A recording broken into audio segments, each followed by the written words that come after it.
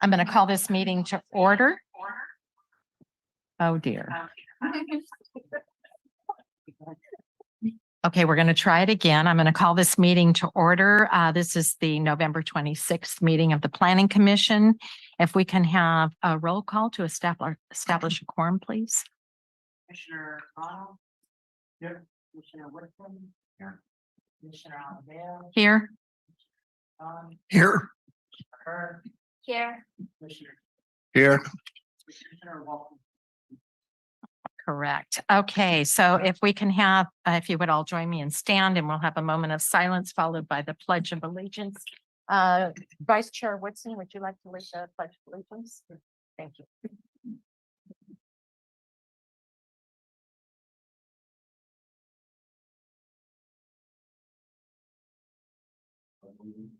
The flag of the United States of America, and to the republic for which it stands, one nation under God, indivisible, with liberty and justice for all. Thank you all very much. And we'll move on. In terms of special announcements and communication from the floor, we discussed, because of the importance of the downtown vitalization, that we would move that to the end of the agenda. So anybody who wants to make any announcements or make any communication towards the Planning Commission, you will have that opportunity after our action items. And do we have a public hearing? Is it any of these a public hearing? One public hearing, that's what I thought. Okay. So this is the opportunity for any of the commissioners to relate any ex parte communications they may have had. And I don't see any lights, so we will move on to the consent agenda. The consent agenda includes the Planning Commission draft action minutes. So if anyone has any corrections that they have seen and would like corrected, now's the time to do it. Otherwise, I'll entertain a motion to approve the agenda item. I'll make a motion that we approve the draft action minutes. All right, thank you. Can I get a second, please? And we have a motion by Commissioner St. John, seconded by Commissioner Rana. We don't do all in favor. We do a roll call. Commissioner Rana. Yes. Commissioner Woodson. Yes. Chair Amadeo, Yes. Commissioner St. John, Yes. Commissioner Herr, Commissioner Jacobson. Yes. Motion passes. Thank you very much. Our next item is an informational item on the general plan update, and our planning services manager, Allison Hunter, will do the presentation. Yes, good evening, members of the Planning Commission and the public listening in tonight. This is a very just quick informal update on how the General Plan 2045 is going. As you know, this effort was kicked off formally in January this year with a council and commission study session. So that got us started. Since then, staff has tabled at several city events and a couple of farmers markets to help get the word out that this is something that the city is undertaking. And we have a dedicated web page through our website that our consultants, Ramey and Associates, have been updating, and they actually created the website for the general plan update. So everything we do gets reflected on that website, and we're, you maybe are seeing my social media posts and everything just to kind of try to keep people engaged.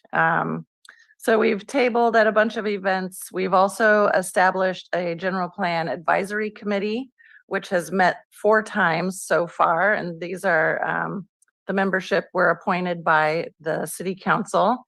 And so far we've done a lot of visioning for, how the community, how they as representatives of the community see our direction going into the future. So we've talked about guiding principles. We've looked at existing conditions reports that the consultant has prepared. Those are also on the website, of course. So we've worked a lot on that. we've held three public workshops, two virtual workshops and one in-person workshop.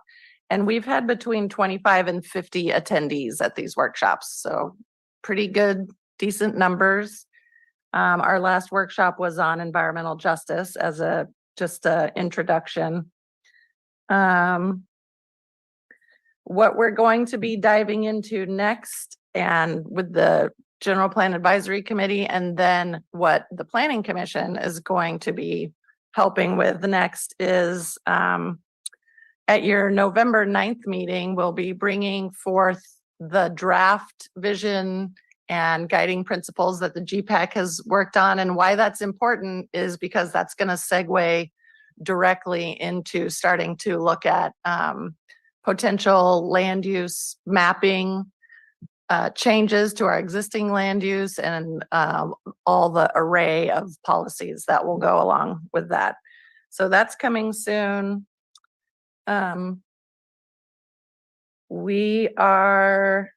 Yes. So in closing, November 9th Planning Commission should be pretty exciting. Matt Ramey from Ramey and Associates will be here in person to walk the Planning Commission kind of through what's been going on so far, and really start digging into vision and guiding principles to get ready for the juicy land use stuff.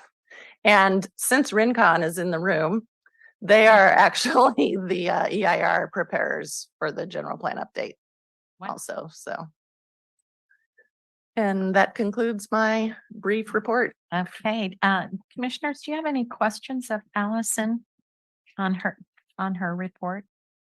And I don't see any, so we will move on. The next is public hearings, and the first one, item A, the Planning Commission will consider approving sign permit application SG 2023-XX to amend the Sea Haven Master Signing Program to allow additional temporary freestanding signs in the Sea Haven residential development. The proposed amendments are exempt from CEQA per section 15.311 parentheses A, presented by Alec Barton, AICP contract planner, A Barton at cityofmarina.org, and there's a phone number attached as well. Thank you, Chair and members of the Commission. Just a brief background on this application, if we can go to the next slide.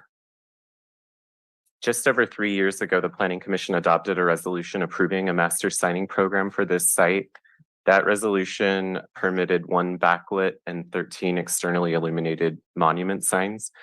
The applicant isn't proposing to change any portion of what was approved, but they would like to receive approval for some additional temporary signs. Since that time, as you know, and we're involved with, the city updated its sign ordinance, and so many sign permits can now be processed administratively. But because these signs are temporary and are larger than the code allows staff to process administratively, we're bringing that to you tonight for review and potential approval. Next slide, please. So the applicant's proposing 3 temporary unlit freestanding signs that would be advertising homes in the Sea Haven development. The intent is for these signs to be placed until the completion of the Imjin Parkway widening project. 2 of the signs would be located on either side of Marina Heights Drive at the intersection with Imjin Parkway, and those signs would be 15 square feet. And then a 3rd sign that would be 32 square feet would be located at the intersection of Imjin Parkway and California Avenue. Just informational, the applicant is also proposing to place approximately 20 flag signs on existing light poles along Marina Heights Drive within the development. These aren't regulated by the sign code, but I just want to make you aware that that's proposed as well. Next slide. So these would be the freestanding signs. The smaller of the 2 signs, the 15 square foot sign, is on the left. And then the larger of the signs is the 32 square foot sign on the right. And then the next slide shows the flag or banner signs that would be on the light poles.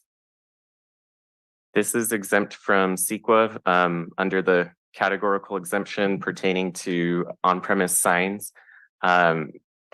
The signs are generally consistent with the standards for this for the sign ordinance. So they don't go over the 7-foot height limit that's specified within the sign ordinance. There's no specific requirement pertaining to square feet for monument signs in this development. So these are compliant with that provision as well. There are some provisions in the sign ordinance that allow temporary signs to be placed without review by the planning commission and actually without even an administrative permit. But these signs are larger than what would be allowed. And so that's why we brought this item to you tonight. So staff would recommend that this application be approved. We have an adopted resolution, I think, on the next slide, or suggested recommendation. And I'm happy to answer any questions. And I believe that Joseph Lowert, who's representing the developer, is also participating virtually and could answer questions as well. Okay, so I would first ask our commissioners, and I see that Commissioner St. John has a question. Yes, I want to announce that I will be abstaining from any vote because I live in the Sea Haven. I apologize. I should have, Yeah. yeah, Commissioner St. John and Commissioner Her, if you guys could just step Step down for away. this item. And I just drew a blank there so I apologize. Yeah, So- you actually are supposed to leave the room so that we can't see any expressions on your face or. Yeah, any so that was blackout my fault. I that should have might caught that. So, influence, a decision.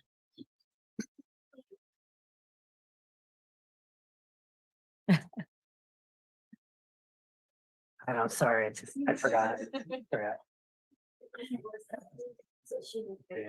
Right, sorry about that. And we will let you know when you can come back in.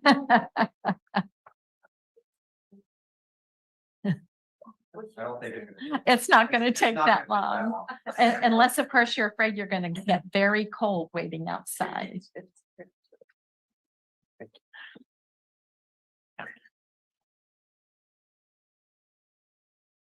Thank you both. Okay, so Vice Chair Woodson. Actually, my only question is, and I'm just curious. These signs are really bland. And it's nothing against $1 million house. But for model homes sitting on a major right of way, knowing what literally, if you go half a mile up the road, what the Dunes has put on all their signs right there in their development for theirs. I'm not going to say no that you can't put a bland sign up, but it points to an interesting conversation piece of, okay, why would you do that? So I get that they just want navigation signs. And I'm assuming this is because of the construction. They're afraid that because of the construction, people won't know how to actually get into the subdivision correctly to get to the model homes. I mean, the applicant's on the call. We could certainly ask them when the chair opens up for public comment. And so I think that was one I'm just kind of, really, I'm just curious at why they would create something so bland when they really want to advertise and market to sell homes. And I say that because we want them to sell the homes. I mean, it's actually conducive to us because it increases the fees that we get. So I would like to see them improved. I mean, so it's nothing that's going to change my vote. It's just curiosity. Thanks. Okay. So do either of our other commissioners have a question or comment? No. I do have a question because in the graph that you showed, it appeared that the signs are just 3 feet above ground level, the bottom of the signs. And I'm concerned to know how far away from the intersections, how far inward from the intersections are going to be, because you don't want to not be able to see oncoming traffic. People do have a tendency to pull out as soon as the light turns green. And if you've got traffic coming at you at 50 miles an hour, that might not be able to stop. That would be a concern. So it is the 3 feet typical should it be more like 4 feet to ensure that a driver can see underneath the sign? That's my question. Thank you, Chair.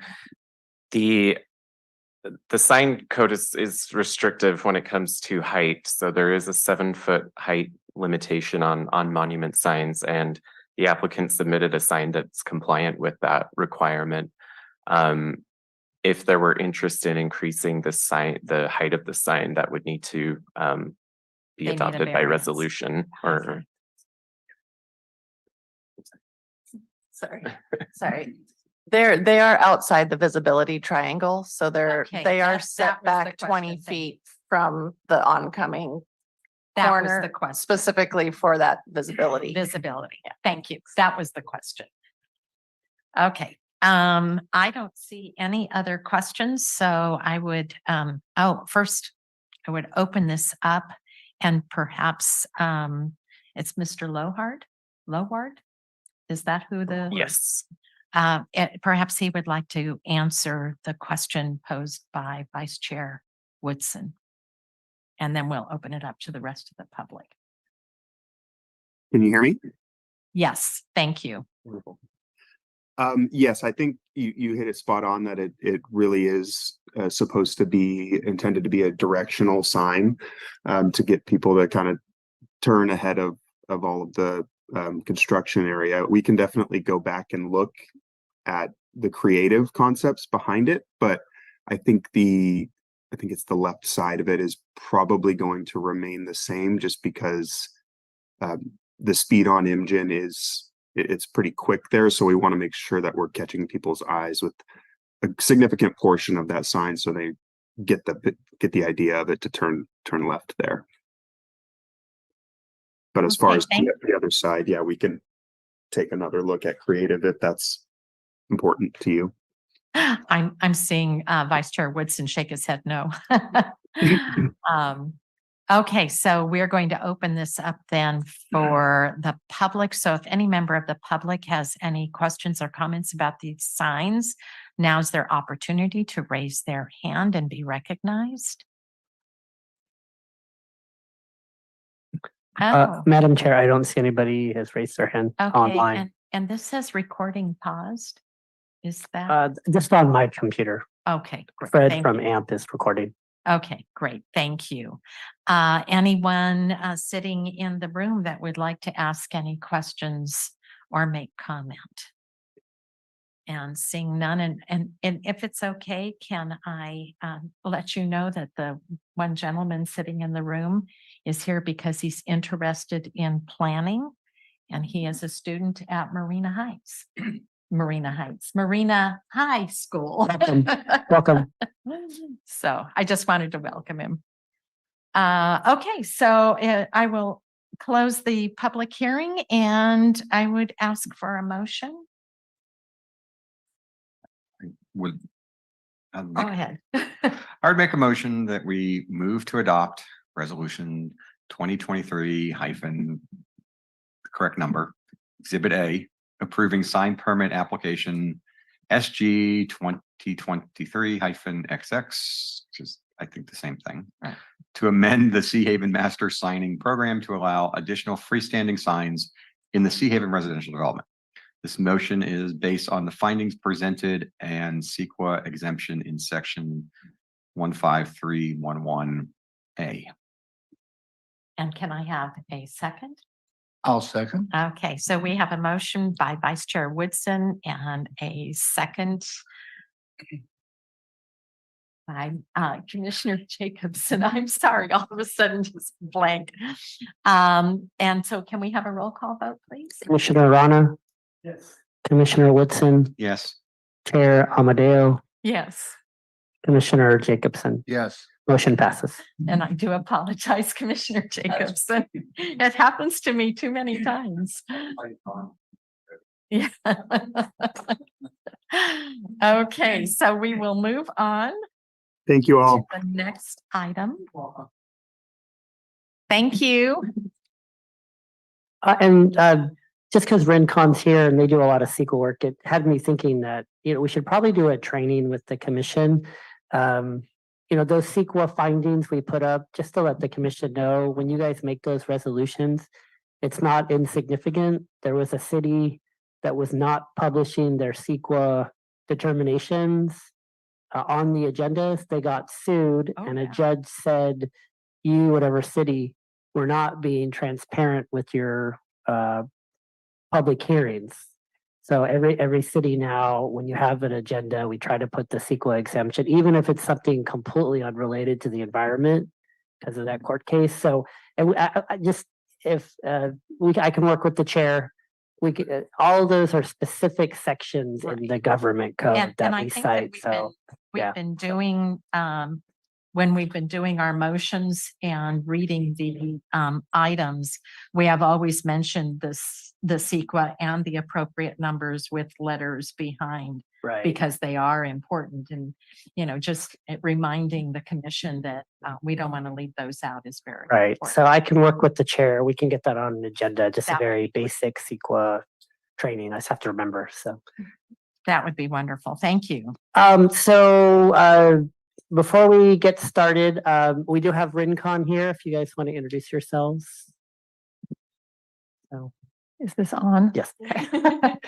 Good evening, Commissioners. Megan Jones. I'm a principal with Rincon, based in our local Monterey office, focused on CEQA. Good evening. I'm Kaylee Limbach. I'm an environmental planner, also in our Monterey office. And we have Kamiko on the phone. Kamiko, do you want to introduce yourself? Hello, good evening. My name is Kimiko Lazardi, and I'm a principal in our Healthy Communities practice at Rincon. And Bryce? Good evening. I'm a land use planner with Rincon in the Santa Barbara office. So I'm merely just a vessel of, they're doing all the great work. So they've just been great to work with. And so I just wanted to acknowledge them.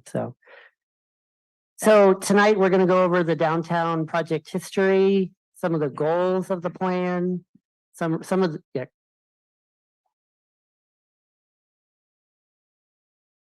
Oh, absolutely. I can move them. Yeah, of course. Yeah, he doesn't even get to see what we're looking at.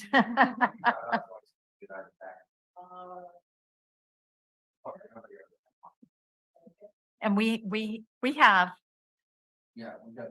We have them, so that he can see them as well. That is, oops.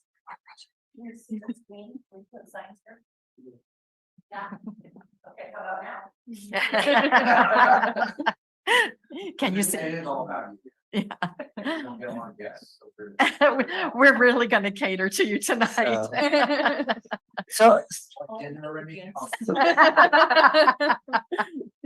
So we're going to go over the project goals, some of the recent work that's been done on the plan, some initial or some ongoing comments and concerns.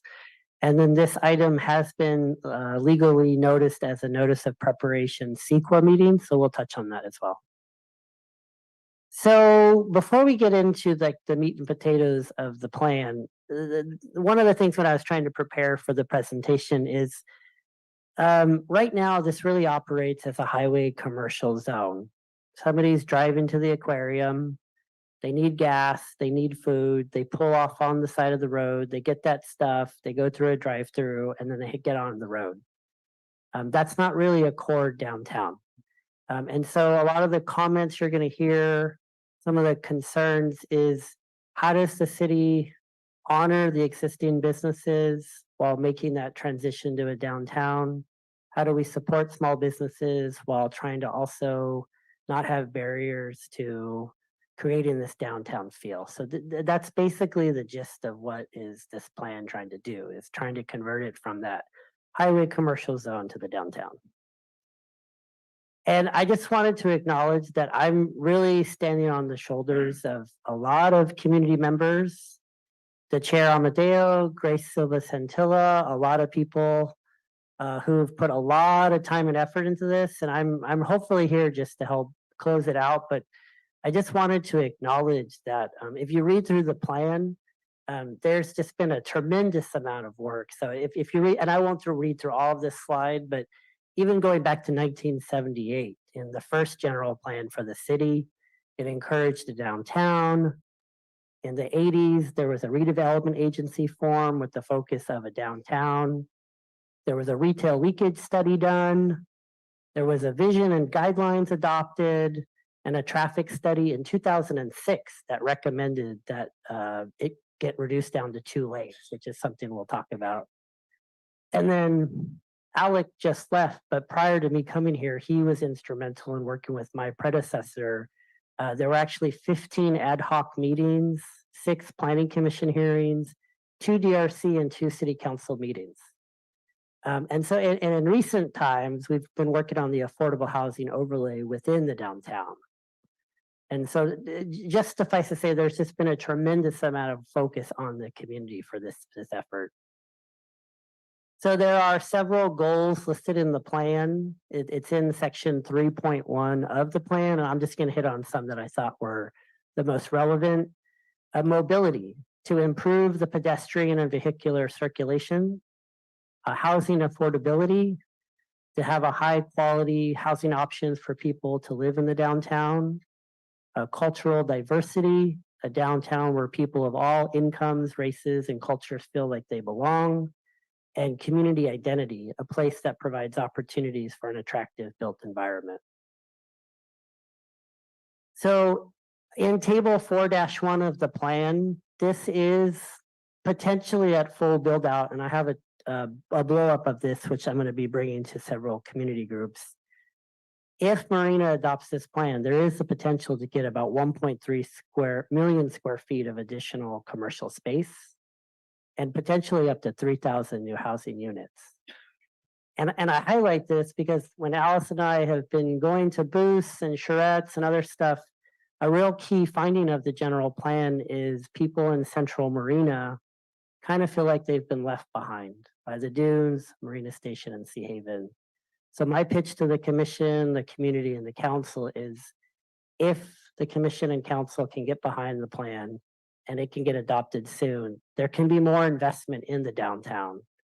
And the residents of Central Marina can feel that they're not left behind because there will be new development and property owners will feel to have a reasonable backed expectation that the community will support their project. So there's been a lot of work that Rincon and Bryce particularly has done on the plan. But one of the key things that happened that this commission and council did is we did adopt the affordable housing overlay. And by adopting the overlay, that took a lot of pressure off the city because the city kept telling state HCD, hey, if we get our downtown plan adopted, that's how we're going to meet our RENA number. And that was the pressure that was put on the community development department. But because the planning commission and city council took decisive action on February 7th, our 5th cycle housing element was certified by the state of California. So that relieved a lot of pressure in terms of having to get the plan adopted. So in addition, so what specifically has been done to the plan? So as the commission's been aware, there have been 31 housing bills that have been adopted in the last 3 years. Rincon has taken a lot of the subjective standards and made them objective. They've made the vision part of the document a little more coherent and standalone. There's been a emphasis on eliminating some of the redundancy of the language within the plan. And just overall, the specific plan is just a better, easier document to implement. In addition, they were hired to help bring the public facilities and infrastructure chapter to be more consistent with state law. And an implementation chapter was added, which included specific details on plan administration, funding, and actually implementing the plan, not just something that was sit on a shelf.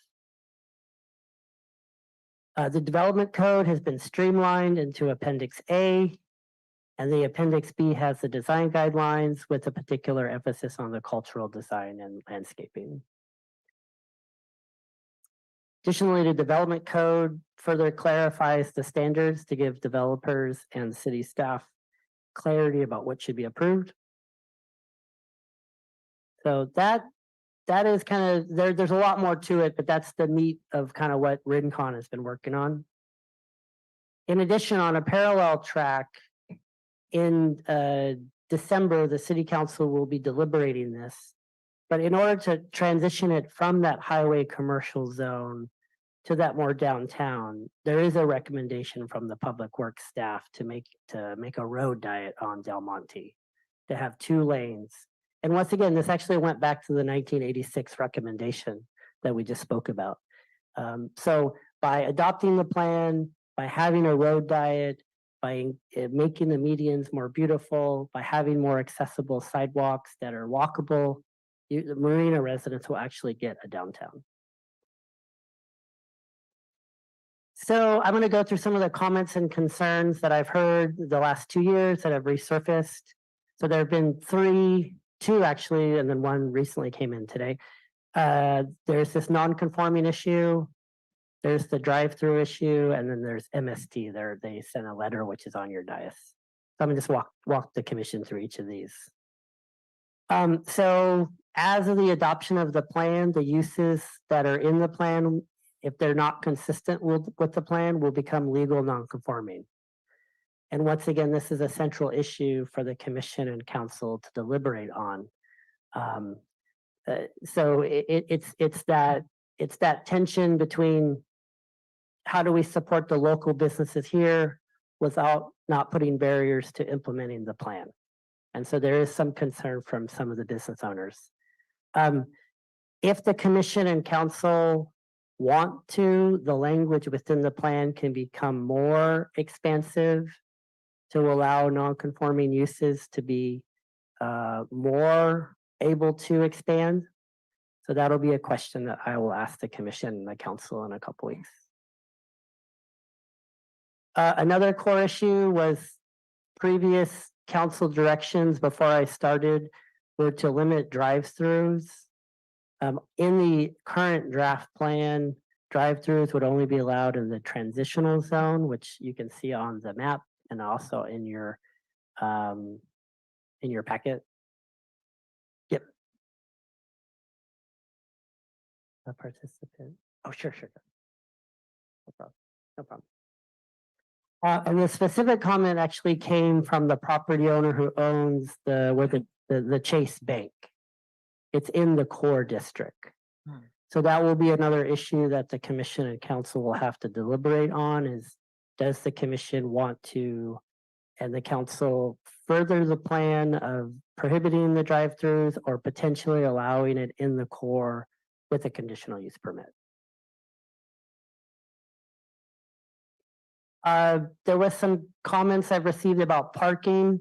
So as part of the Affordable Housing Overlay Ordinance, we did have the commission and council have lower parking standards for the overlay properties. And there was concern about how parking would be impacted. So we did hire Kimley Horn to do a parking study. And even at full build out, we have quite a bit of parking in the downtown. And then finally, we have a letter that came in from MST today, which is on the dais. Some of these seem very reasonable for us to work with them, but I do have to work with our public works staff in terms of how this interfaces with the potential road diet that's being proposed. This was noticed as a CEQA notice of preparation item. So what is CEQA? CEQA is the California Environmental Quality Act. It is used to inform decision makers to disclose potential significant environmental impacts, to consider alternatives, and to foster public participation and interagency coordination. So a scoping meeting really is to get feedback from the public and the commission and community members about, are we properly analyzing all of the stuff that we should be within the plan? So this is a scoping meeting. It's to gather comments, provide information on future opportunities for input, and to hopefully begin the EIR process. So these are all the areas of CEQA that Rincon, through the preparation of the EIR, will have to study. It's pretty expensive. And right now we are in the scoping of the draft EIR phase. So as you can see, we prepared an initial study. We're scoping out the draft EIR. The draft EIR will be released, public comment, and then hopefully moving towards public hearing. And so what is Guido going to be working on the next several months? So as stated, there's been quite a bit of community input on this project already, but just so that people feel like, hey, we're re-engaging. So I am speaking with the Planning Commission tonight. We're going to the City Council November 7th. I'm having a community workshop in this room November 13th. I'm going to the Farmers Market November 19th. I'm speaking to the Chamber of Commerce November 21st. I have reached out to Councilmember Biala to speak to the ACOM group, and I'll be working with Commissioner Hurd to speak with the Korean Business Association. And so just trying to re-engage and get thoughts. And if all goes according to plan, the NOP comment period will end November 20th. And if generally the commission and council are supportive of the draft plan, we could actually release the EIR before Christmas this year. And if we do, potentially the plan could be adopted by July 2024. And I'm only reluctant to say that because the plan has been going on for a while and there's been some hiccups. So I'm a little reluctant to make a firm date, but you know, we are trying to make an effort to re-engage, but also get input in a timely fashion. So some key questions for the commission tonight, and I'll be posing the same questions to council is, does the city want to be less restrictive on the non-conforming language in the plan? And does the city want to allow drive-throughs to be allowed in the core business district, which on the map in front of you is the red that you can see on the map. So those are some of the key questions. And this is Raleigh Fingers. He's a very famous baseball player. He was a closer for the Oakland A's, for those who remember him. I'm really hoping to be the closer for this plan. Hopefully, we'll see. So yeah, looking forward to commissioners' comments and getting input tonight. Thank you.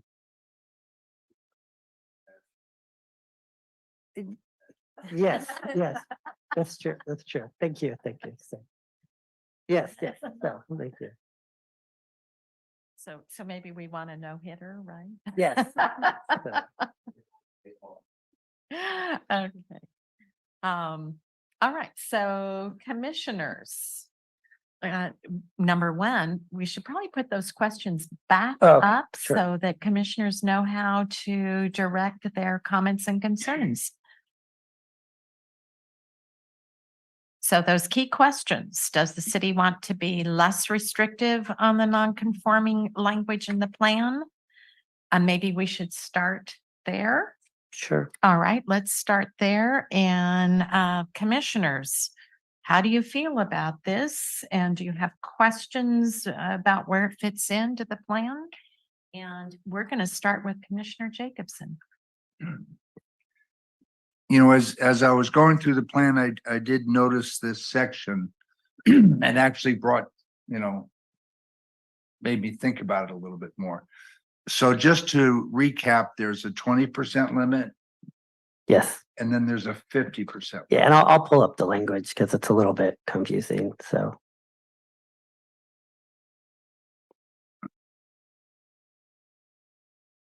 You see on the screen. Non-conforming buildings may continue to exist as used if a structure in which a legal non-conforming use exists is modified or altered by it's 20% in the current plan. Right. Or more of the existing floor space. All structures must come into compliance with the specific plan. So my thought is that these are existing built lots that are in this in Yes. the downtown area. Yeah. And so if the owner wanted to improve that property, it would fall under this. That's correct. Okay. If it's a non-conforming. Yes, Yeah. which they're all gonna. Several of them could be. Yeah. Yeah. Okay, so that makes sense to me. So once again, the happy medium is if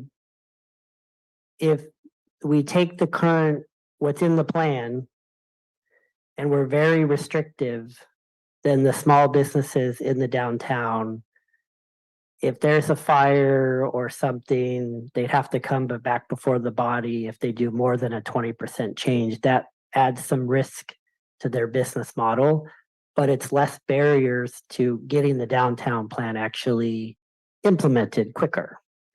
If you make it more expansive, you give the small business owner a little more assurances, but the flip side of that is, well, if I can do all this to my property, why am I going to flip it over to make it a downtown? Right. So there's a, right. So that's kind of the crux of this issue. Yeah. So. And Yeah. I'm assuming there'd be a much more expense to make it conforming than rather going through with not a non-conforming. Right. exemption. Right. Okay, thank you. If I can, if it's all right, I would like to kind of use an example. Right. In the lot next to where the new Starbucks is going to be, there was the small building that burned to the ground. And they wanted to come back, and it was like 2 years and 3 months later. And they wanted to build it again, but make more dramatic changes to it, is my understanding. I'm not sure exactly what they wanted to do, but because it had been too late, it was beyond the 2 years. And does that 2 years also remain? Yes, and like I said, I only paraphrased the slide. It's Yeah. in your packet on. I have the page up. Because they Page weren't allowed to 86. rebuild. In essence, they were not allowed Right. to rebuild because it was beyond the 2 years. So that was the other part, I'm assuming, of that question about non-conforming use versus conforming use.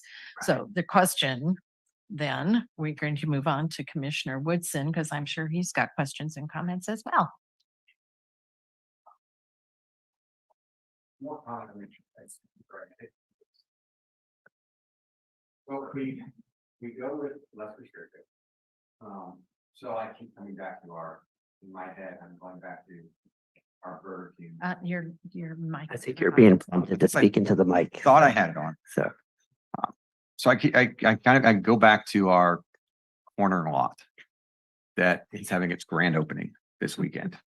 And it's interesting because of Chase Bank, because Chase has been there for long period of time. They have a really simple drive-in. It's arguable if it's already a drive-in because it's really just an ATM sitting on the side of a building. That happens to be at the height that a vehicle driving by could reach out. I really wouldn't consider it a true drive-in like you would see like the Chase in Seaside, or Bank of America in Seaside. So then I go back to, we just approved the drive-through for non-conforming because we didn't have this plan in place for Starbucks to be able to build one. So they went through greater than that. So we've allowed this, and we knew at the time, and we discussed this at the time, Planning Commission, that this was what we were doing. And we were basically creating a non-conforming use, even though we didn't have any control over it. So moving forward, I'm just going to my head thinking of why would Chase be so worried about this when the other drive-throughs that sit in the area here, which includes, I think really it's KFC, Chase, and Starbucks, are the three that would be that would be affected. McDonald's. And McDonald's. So first question is, why is Chase concerned about it and then the other three properties not? And why? So that's my first one. The second one kind of area that I have is, if we're looking at spurring growth and development across this entire corridor, and we're putting traffic coming in and we're going to put the roads on a road diet. So my first one is, another question is on the road diet side of it, why are we focusing on Del Monte and not Reservation up to basically the edge of the main commercial development area of the city?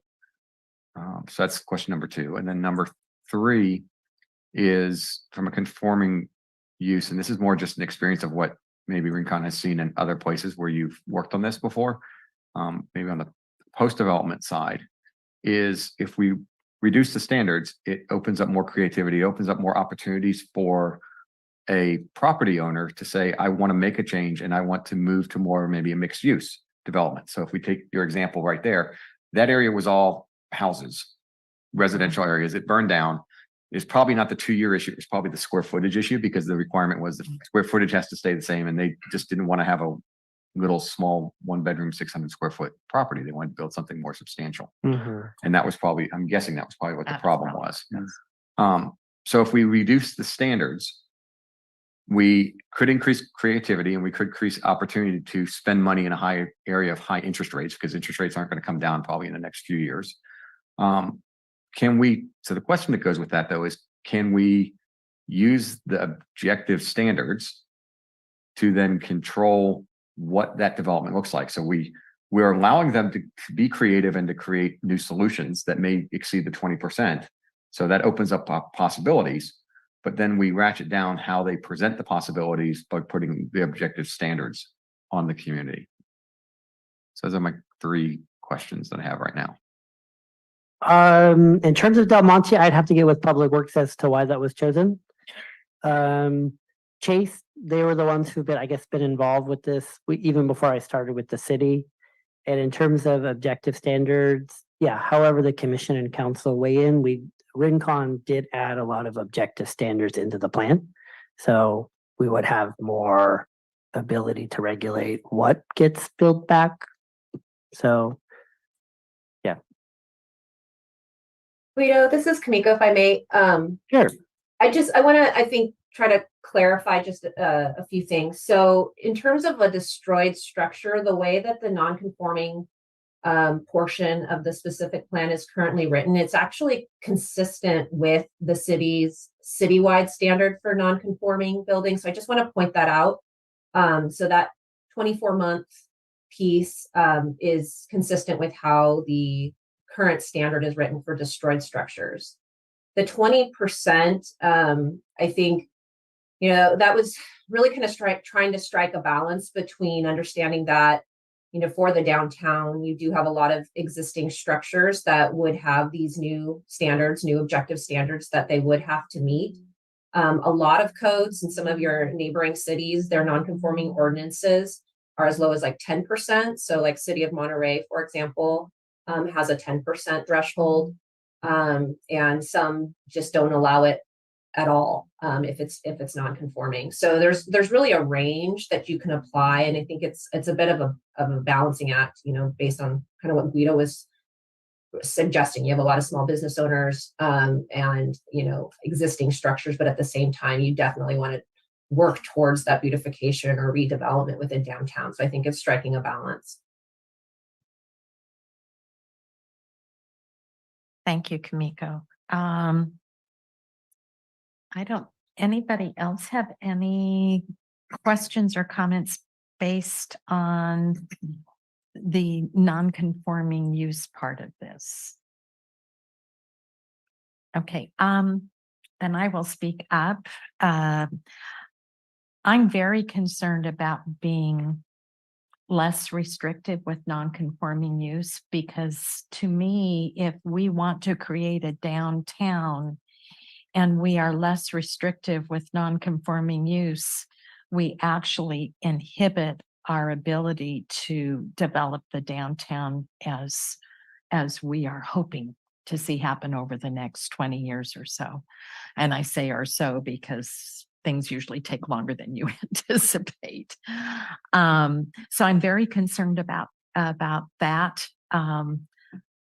We saw the non-conforming use, though, from the other side of the point of view with the card room, because they wanted to expand to be more, have a more favorable business, maybe create a real restaurant there, maybe really enlarge it in order to do a hotel with the casino in it. And they're not allowed to.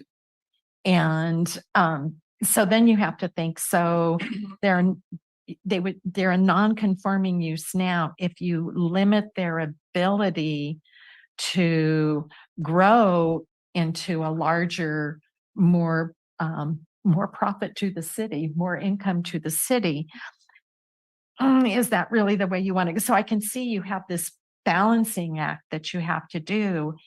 And I would want information perhaps from our representatives from Rincon, what they've seen in other cities that worked well in terms of dealing with this non-conforming use. Is it better to just, nope, you guys don't conform, you don't get to make changes, we move on, or we maybe have certain conditions under which we can allow them to expand if it's going to, in the end, create a better downtown, which is, as I said, with the casino, even though we have become very much anti-card rooming here, I'm using it as an example because they wanted to grow and otherwise would have meant what we're looking for in our downtown: multi-story, better revenue generation, all of those things that we think are important, and yet it wasn't allowed because they would be a non-conforming use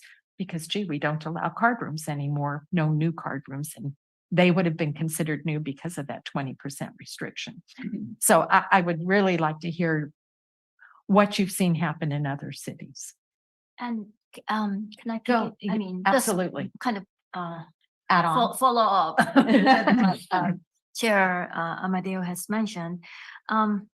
So in the packet, it says 20%, but in the PowerPoint slide, I see 50%. So is that the new proposal? That was just me trying to be creative in terms of if the commission and council wanted to be more open to allowing if so you see if you look up on the slides, the strike throughs, those were just me offering as an example. as an example that if the commission and council wanted to allow the non-conforming uses to allow them to expand, the 50% is just a merely suggestion on my part. The 20% that you see is actually what's in the document now. Because on page, So- on the same page 86, on the upper part, it says that, this downtown, vitalization, specific plan, it can be amended as many times as necessary. It just needs city council approval, Right. with some, prior recommendations from the planning commission. So kind of follow up with what the Chair Amadeo has said. If, amendment is possible, is that for the city to exercise more power authority, in terms of implementing or pursuing this plan, do we need to make changes in advance when amendment is possible at later stage? So, I mean, my recommendation to this commission and the council is kind of what you're saying, which is we should really adopt the plan, and whatever the commission and council decides on these key issues, we'll implement as staff. But yes, we can always amend it in the future. But Central Marina is not going to get the investment that it wants unless we adopt the plan.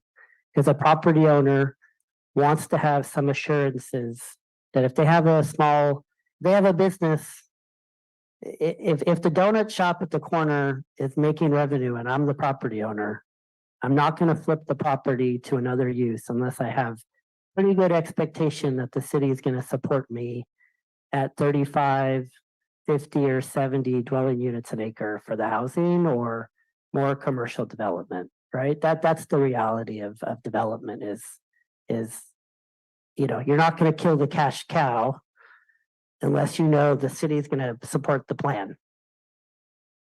So, yeah. So to answer your question, yes, we can absolutely amend the plan in the future. Okay, we're gonna go to Commissioner St. John and then. Yeah, just in that same vein, the plan as approved by the commission and the city council, when it goes into effect, then that's what the property owners or the developers will base their decisions on primarily. Not that, well, I can read the plan, but I really want to build it a little bigger or have a restaurant on the second, whatever that is a non-conforming. They're not going to go to the bank that non-conforming will get passed, or that the city will revise their plan because it's too restrictive. They will abandon their redevelopment prospect rather than count on getting a non-conforming approval or a revision to the general plan, or not the general plan, but the downtown revitalization plan. If I was a developer, I wouldn't count on the city revising the plan for me. Right.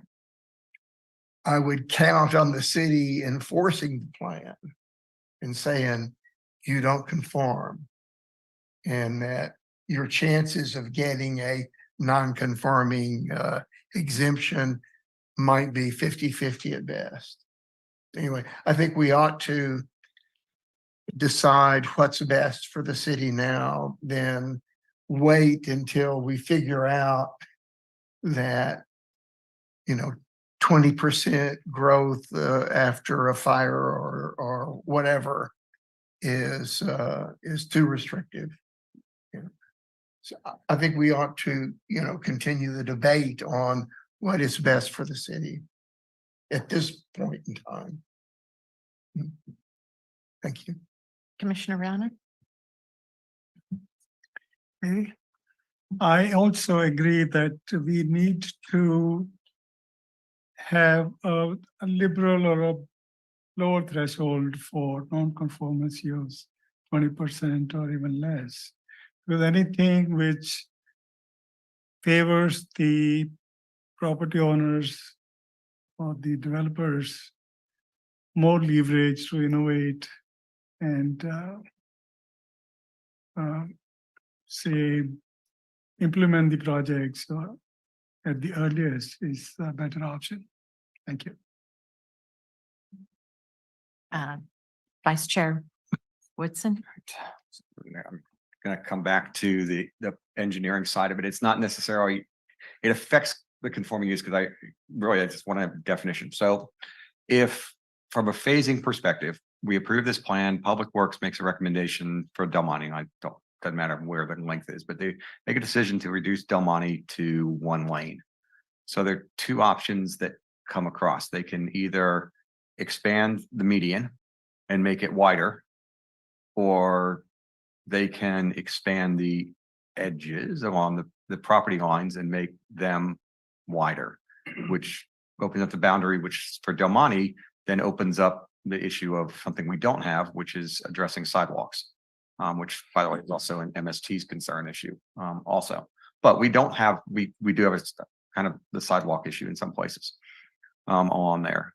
So from a conforming, non-conforming use, and I guess it would be, I'm just trying to picture in my head, if I was a developer and we don't expand the medians to make them significantly wider than they are now, because basically we would have to make them almost 20-foot wider, which is now half the width of this room on the median. So assuming that we're not going to do that, and that we are going to widen and make our sidewalk areas, our edges wider,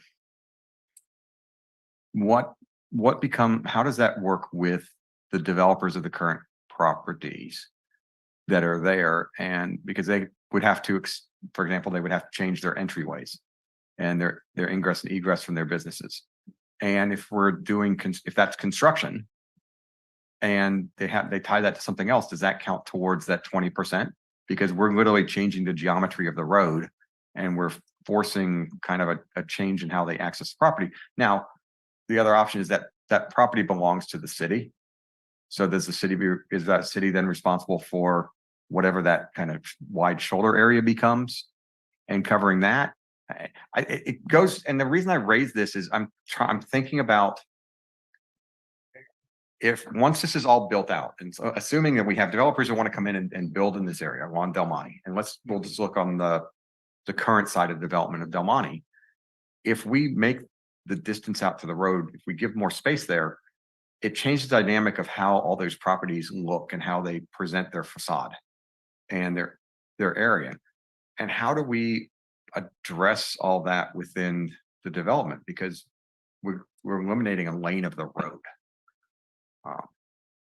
Those are great questions. So the road diet actually has not been, we're very much in conceptual phase. So you're asking really good detailed engineering questions that will probably get worked out if the council on December 5th generally supports the idea in terms of, hey, I'm an existing business and how does this affect my entryway? And we would obviously work with the property owners to address that. And where I live in San Jose, there's, different types of bike lanes, and it would probably be more of a class. I think it's called a class 2, where you're able to go into the actual shop. But obviously, we'd have to work with Public Works.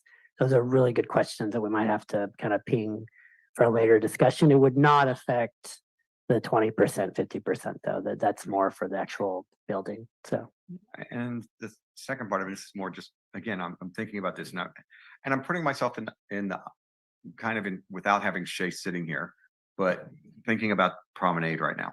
And if one of the things that they have held extremely close to the vest is who's going to be leasing the property and who's going to be renting all their retail space. I mean, obviously the grocery store is the number one for a lot of people, but really any of the businesses there. And so if I then bring that over to us, one of the areas that makes this work is we've got to find the right businesses that want to come in. And this is a real discussion point that came up in Monterey with Lighthouse. And where are they going to make, I mean, there was a point when Lighthouse split basically at the Coast Guard station. The intention was, okay, we're not just going to make it one way. We're going to leave it one way like it is right now if you're going out towards Pacific Grove. But then what they wanted to do was there was a big proposal that went on to make it one way coming the other direction. And basically they were going to do the same thing. They were going to reduce 2 lanes and the turn lane down to 1 lane in each direction. And that was the way they're going to spur business growth, because they're like, okay, if we slow the traffic down, people will take more time to look at the businesses. They're more likely to stop, and developers will have more incentive. In the end, that went nowhere because it became a traffic flow issue. And so that's my kind of other question I have, which is I'm a proponent of, I could see taking the traffic, taking it down to 1 lane on both in this whole area, on Reservation and Del Monte, to spur development, because I think it does slow people down, and it will solve a number of other challenges that we have in our community, which is also, it gets us away from becoming a commuter cut-through route because people don't want to go to Imgen. And Imgen is a cut-through route because people don't want to go to 68. And so they're just using Imgen and our area because they just don't want to deal with the traffic on 68, which is a county problem. And county's offloading their problem on the city of Marina. And that's why we have a speed limit that should only be 40 or 45 on Imgen that is now 50, and cars travel at 60, 65. And it's created a mess that we can't solve. And I see the same thing to a smaller extent on Reservation and Del Monte. So going down to 2 lanes or 1 lane in each direction, I think is beneficial. But then how does that affect our overall traffic pattern, our traffic grid within the city? Because we've also, if just reducing it down will slow traffic down, people will find alternate ways to get around it. But if we're now finding alternate ways, are we then driving some of the exact business that we want to bring? Are we driving them to find alternative ways because they just don't want to deal with the 1 lane? those are all great questions. But the road diet itself, if the council buys off on the initial concept December 5th, would be a whole separate project. And that would have its own separate CEQA. That kind of traffic modeling would absolutely be done as part of that. I was only sharing that that's part of the work. And the first part of your question, really, the city needs to adopt the plan. And then we need to find a couple catalyst projects to really push the project forward, to really implement it. That's what a city really needs. And when I started the job 2 years ago, and we went and visited several downtowns in the Bay Area on some of the Fridays that I work at home, And every single director and downtown business association folks that I went and spoke to, they all said that, because I explained the history of this one, they said, Guido, you need to get the plan adopted. And then there has to be some two big projects that the community and commission council can support that really implement it. And then what happens is other developers see, oh, hey, look, those are moving forward. All right, I'm going to reach out to the city. Maybe I want to develop right. That's kind of build some momentum for the downtown. So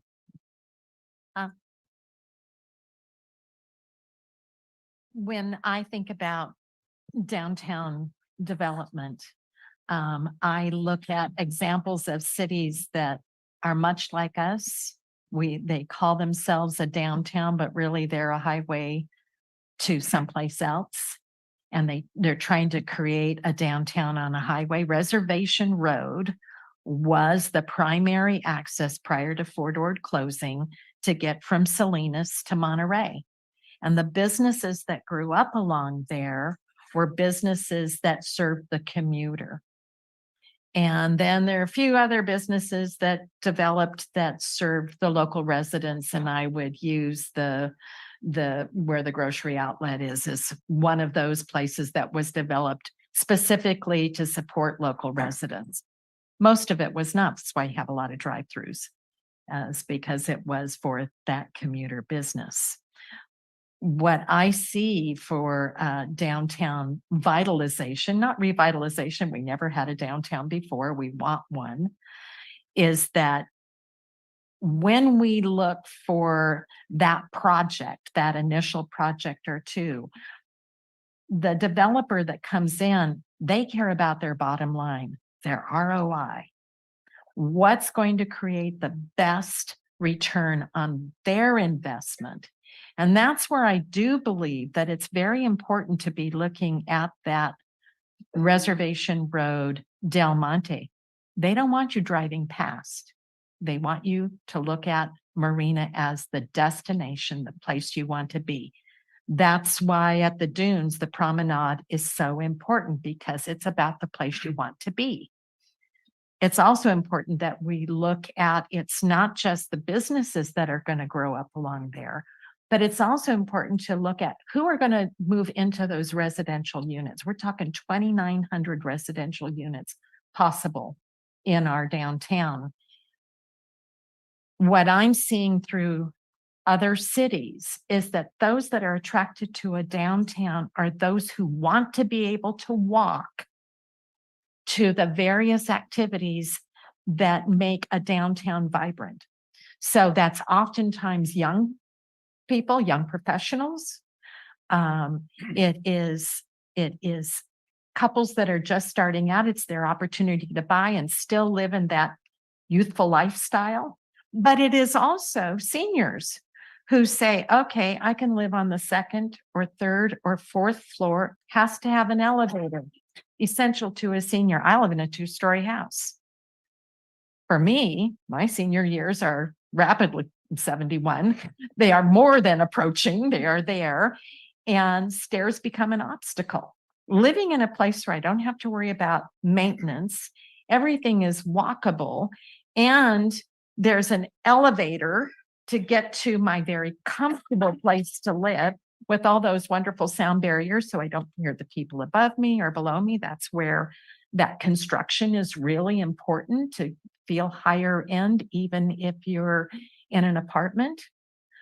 Those things are the kinds of things that I think you need to look at. Slowing down the traffic, that's reducing lanes. That's putting in, you still want the traffic to be able to move, so the roundabouts are really important. Nobody wants to sit at a red light. There's a program called Build a Better Block, and it was implemented in Dallas, and it was about putting those straw things, long things that are supposed to be about keeping water from overflowing, and they would mark off where they wanted pedestrian access, taking over a lane. So now the cars can't drive on it. They painted with chalk paint for bicyclists to see how it would work. Set it up for a week. After setting it up for a week in the middle of summer in Dallas, It was so successful, the city said they didn't have to take it down. In New York City, they implemented exactly that. They didn't widen sidewalks. They just put planters in the middle of Broadway so cars couldn't drive down them. And they've never taken it down, and that's been 15 years. There are ways that you can see if something is going to work without having to spend huge amounts of money. And I think that as we move forward, we need to look at programs like that so we can get used to the idea. How is this going to work for us? And decide, is it 2 lanes, which really 2 lanes each direction? No, we have 2 lanes each direction, plus we have a right-hand turn lane and a left-hand turn lane, and our streets are so impossible to cross. They are not pedestrian friendly. I walk into downtown from Gloria Jean Tate Park with my 4.5-year-old granddaughter, and we cannot cross Reservation Road safely. It's really important that we make our pedestrians feel safe in their downtown. It is important that we think, what is the developer going to look for so that we provide those things in our specific plan that make it easy. They can see from the specific plan, I can do this. We can also show our current business owners that their business is not going to die. They're going to have new opportunities. They may end up saying, okay, I'm going to be here for 5 years. That new building is going to go in, and that's the place I really want to be. And they may relocate, and then their spot gets redeveloped. And I think the bank is not thinking at all, because they should really just have 2 walk-up ATMs and not a drive-through ATM, because half the time you sit there forever looking for that vehicle to move forward, that they're busy playing with their wallet or their purse and not paying any attention to the traffic around them. So those are just things that I think it's important that we make decisions tonight about what's going to work and move forward with that tonight so that we can be moving forward. And just to temper, just because this was noticed, the NOP CEQA stuff was noticed. This is an informational check-in with the commission. So no So a final, recommendation. yeah. We make a recommendation. Recommendation. When I go to council in 2 weeks, I can say, we deliberated about these items, and here's what the thought process was for, but just so that, you know, in terms of CEQA, noticing of items. So yeah. understanding the issue of Del Monte and reservation, is it possible to make that recommendation tonight, even though you have to do the traffic study and all that kind of stuff as well down the road? Is it possible to make that recommendation for what will improve the specific plan moving forward? I can certainly report that out when I go November 7th, but the item's going to go in front of the council December 5th. But I can certainly, if that's the will of the commission, we can say the commission's looked at the very, very conceptual road diet, and if that's the will of the commission, to say the commission supports it. So, okay. Yeah. So, and again, like I said before, the return on investment is what developers are looking for. And quite frankly, that's what the property owner is looking for. They've made an investment already in their property. What's their return going to be if they buy into this opportunity? Okay, go ahead, Commissioner. Sorry, Wilson. it's just been chairman and vice chair comedy show. So, it's sorry. That's okay. Actually, there's something she said, it dawned on me. It actually made me think of Bentonville, Arkansas. There's a reason for that. So it's the home of Walmart, but what they've done is through road in a number of places around town, they've actually made linear mountain bike paths and cyclocross paths through the middle of town. So they have reduced traffic flow down to 2 lanes. They have expanded their rec trail, and they have their regular rec trail that is for pedestrians. And then right next to it, they've created basically a linear pump track that's not paved, but is literally just a dirt one. So when people are riding kids or anybody riding across town, they're not just riding on a rec trail, they actually get to ride in an off-road one. That's an example of something that just made me think about something that I've actually seen. I thought it was really cool the first time I saw it a few years ago, is that was a very innovative way to use that new extra space to actually make it useful for multiple different groups. But my question on the non-conforming use, and this is kind of my last thought on input, is I know that we can go back over time and adjust the plan.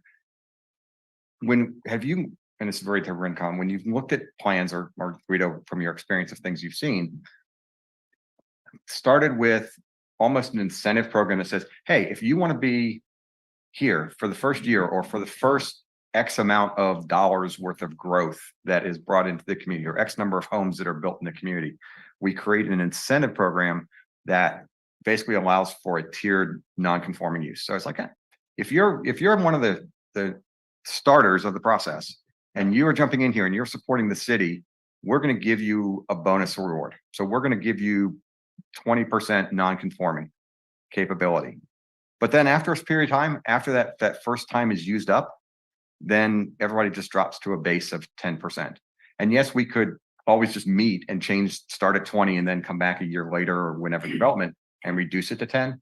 But could we actually set a tiered threshold from the start in the process to help give opportunity to say, look, put it out in writing. We eventually want to go to 10% because we don't want to have a lot of non-conforming use. But for the initial folks who are first adopters of what we're trying to do, we're going to give you an incentive program. And one of the incentives could be to give you a little more flexibility up front. Absolutely. I mean, we can certainly craft policy language. So incentives. I lived in downtown San Jose for a couple of years. That's how they got their downtown finally kicked off. They offered a lot of different impact fee incentives, whatnot. We could certainly craft language that says 5 years from adoption. If you're a legal non-conforming use, you can change it up to X amount, whatever the commission and council, and then after 5 year or whatever that number is, it drops down to. Yeah, we could certainly come up with some language. Yeah, and the main reason I suggest that is just because it codifies it, puts it into the plan, so that from day one, anybody who looks at it and says, this is what our vitalization plan is, because I agree with you, Jaron, we're not revitalizing an area. We never really had an area. So we're really just, we're trying to create, and this is the difference between a Monterey, whether it's downtown Alvarado or the lighthouse areas.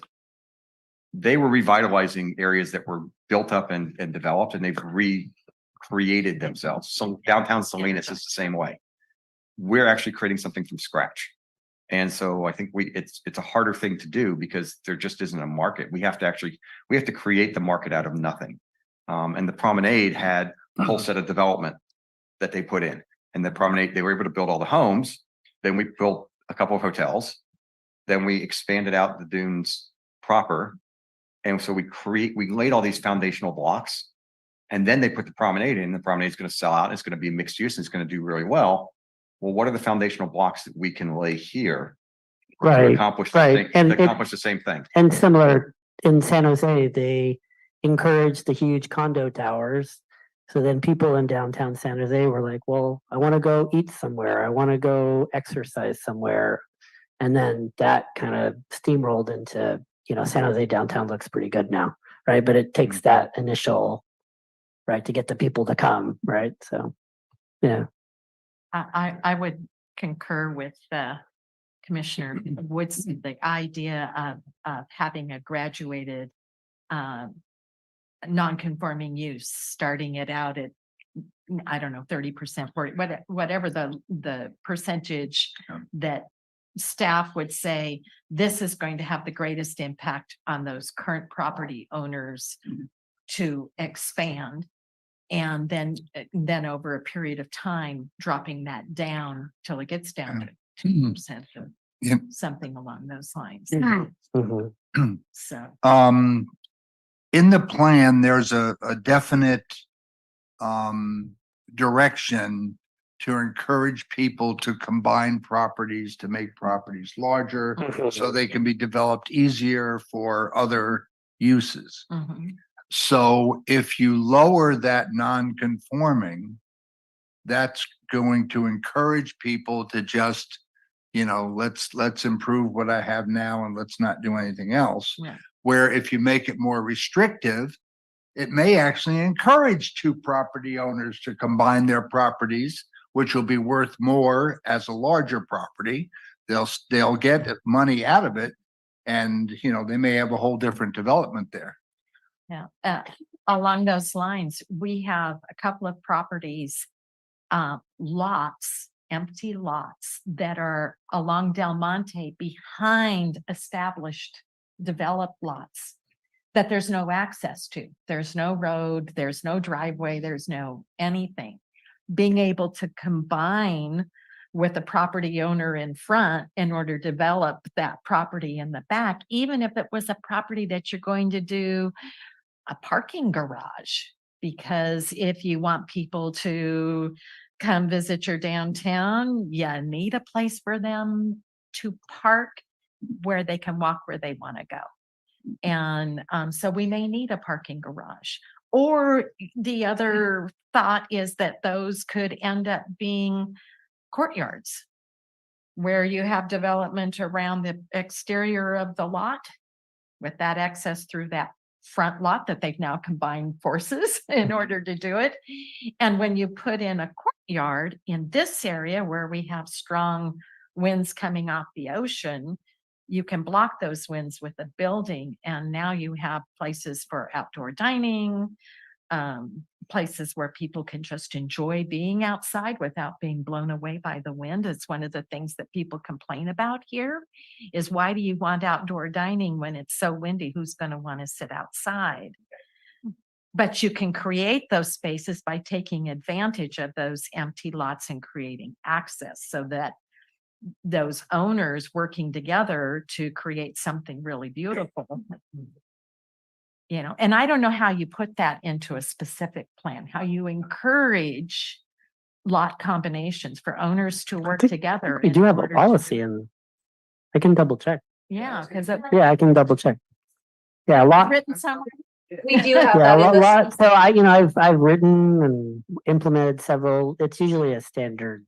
Okay, Because if you encourage the lots that Commissioner Jacobson said, then yeah. there is potential for development, right? And I So- only say the courtyard from visiting walled cities that are like 500 years old. And one of the things, they didn't have, obviously they did not have automobiles and that kind of transportation.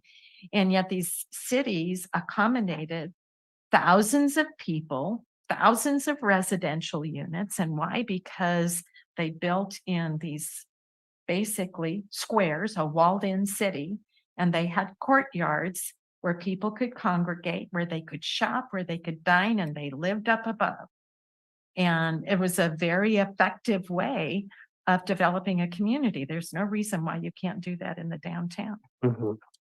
Guido, if I may, there is a policy, it's LU2, or program in the specific plan. It's written to prepare a What page? I'm study. sorry, Kamiko, what page is it? So I can. She said LU2.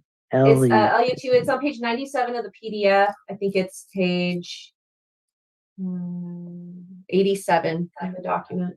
I'm getting older. I have to take off my glasses when I have to read. I think- Sorry, so. The way it reads though is There we it's to study a lot consolidation incentive Oh, program. yeah, as a so- one action. There it is.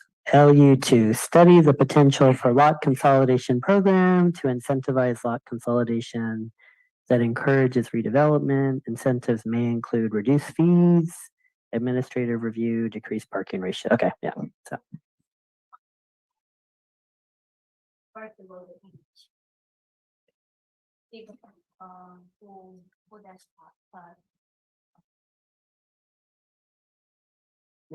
got it. Thank you.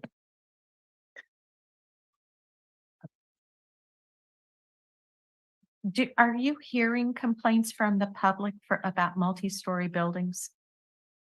People are so used to our 1 and 2 stories around here. And so I was wondering if that had been a concern.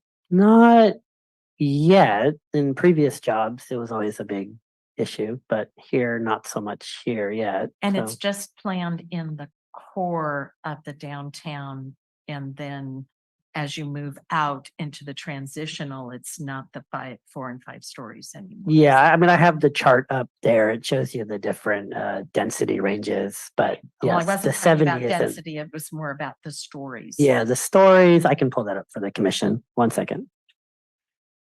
But maybe if you want to keep deliberating on the topics.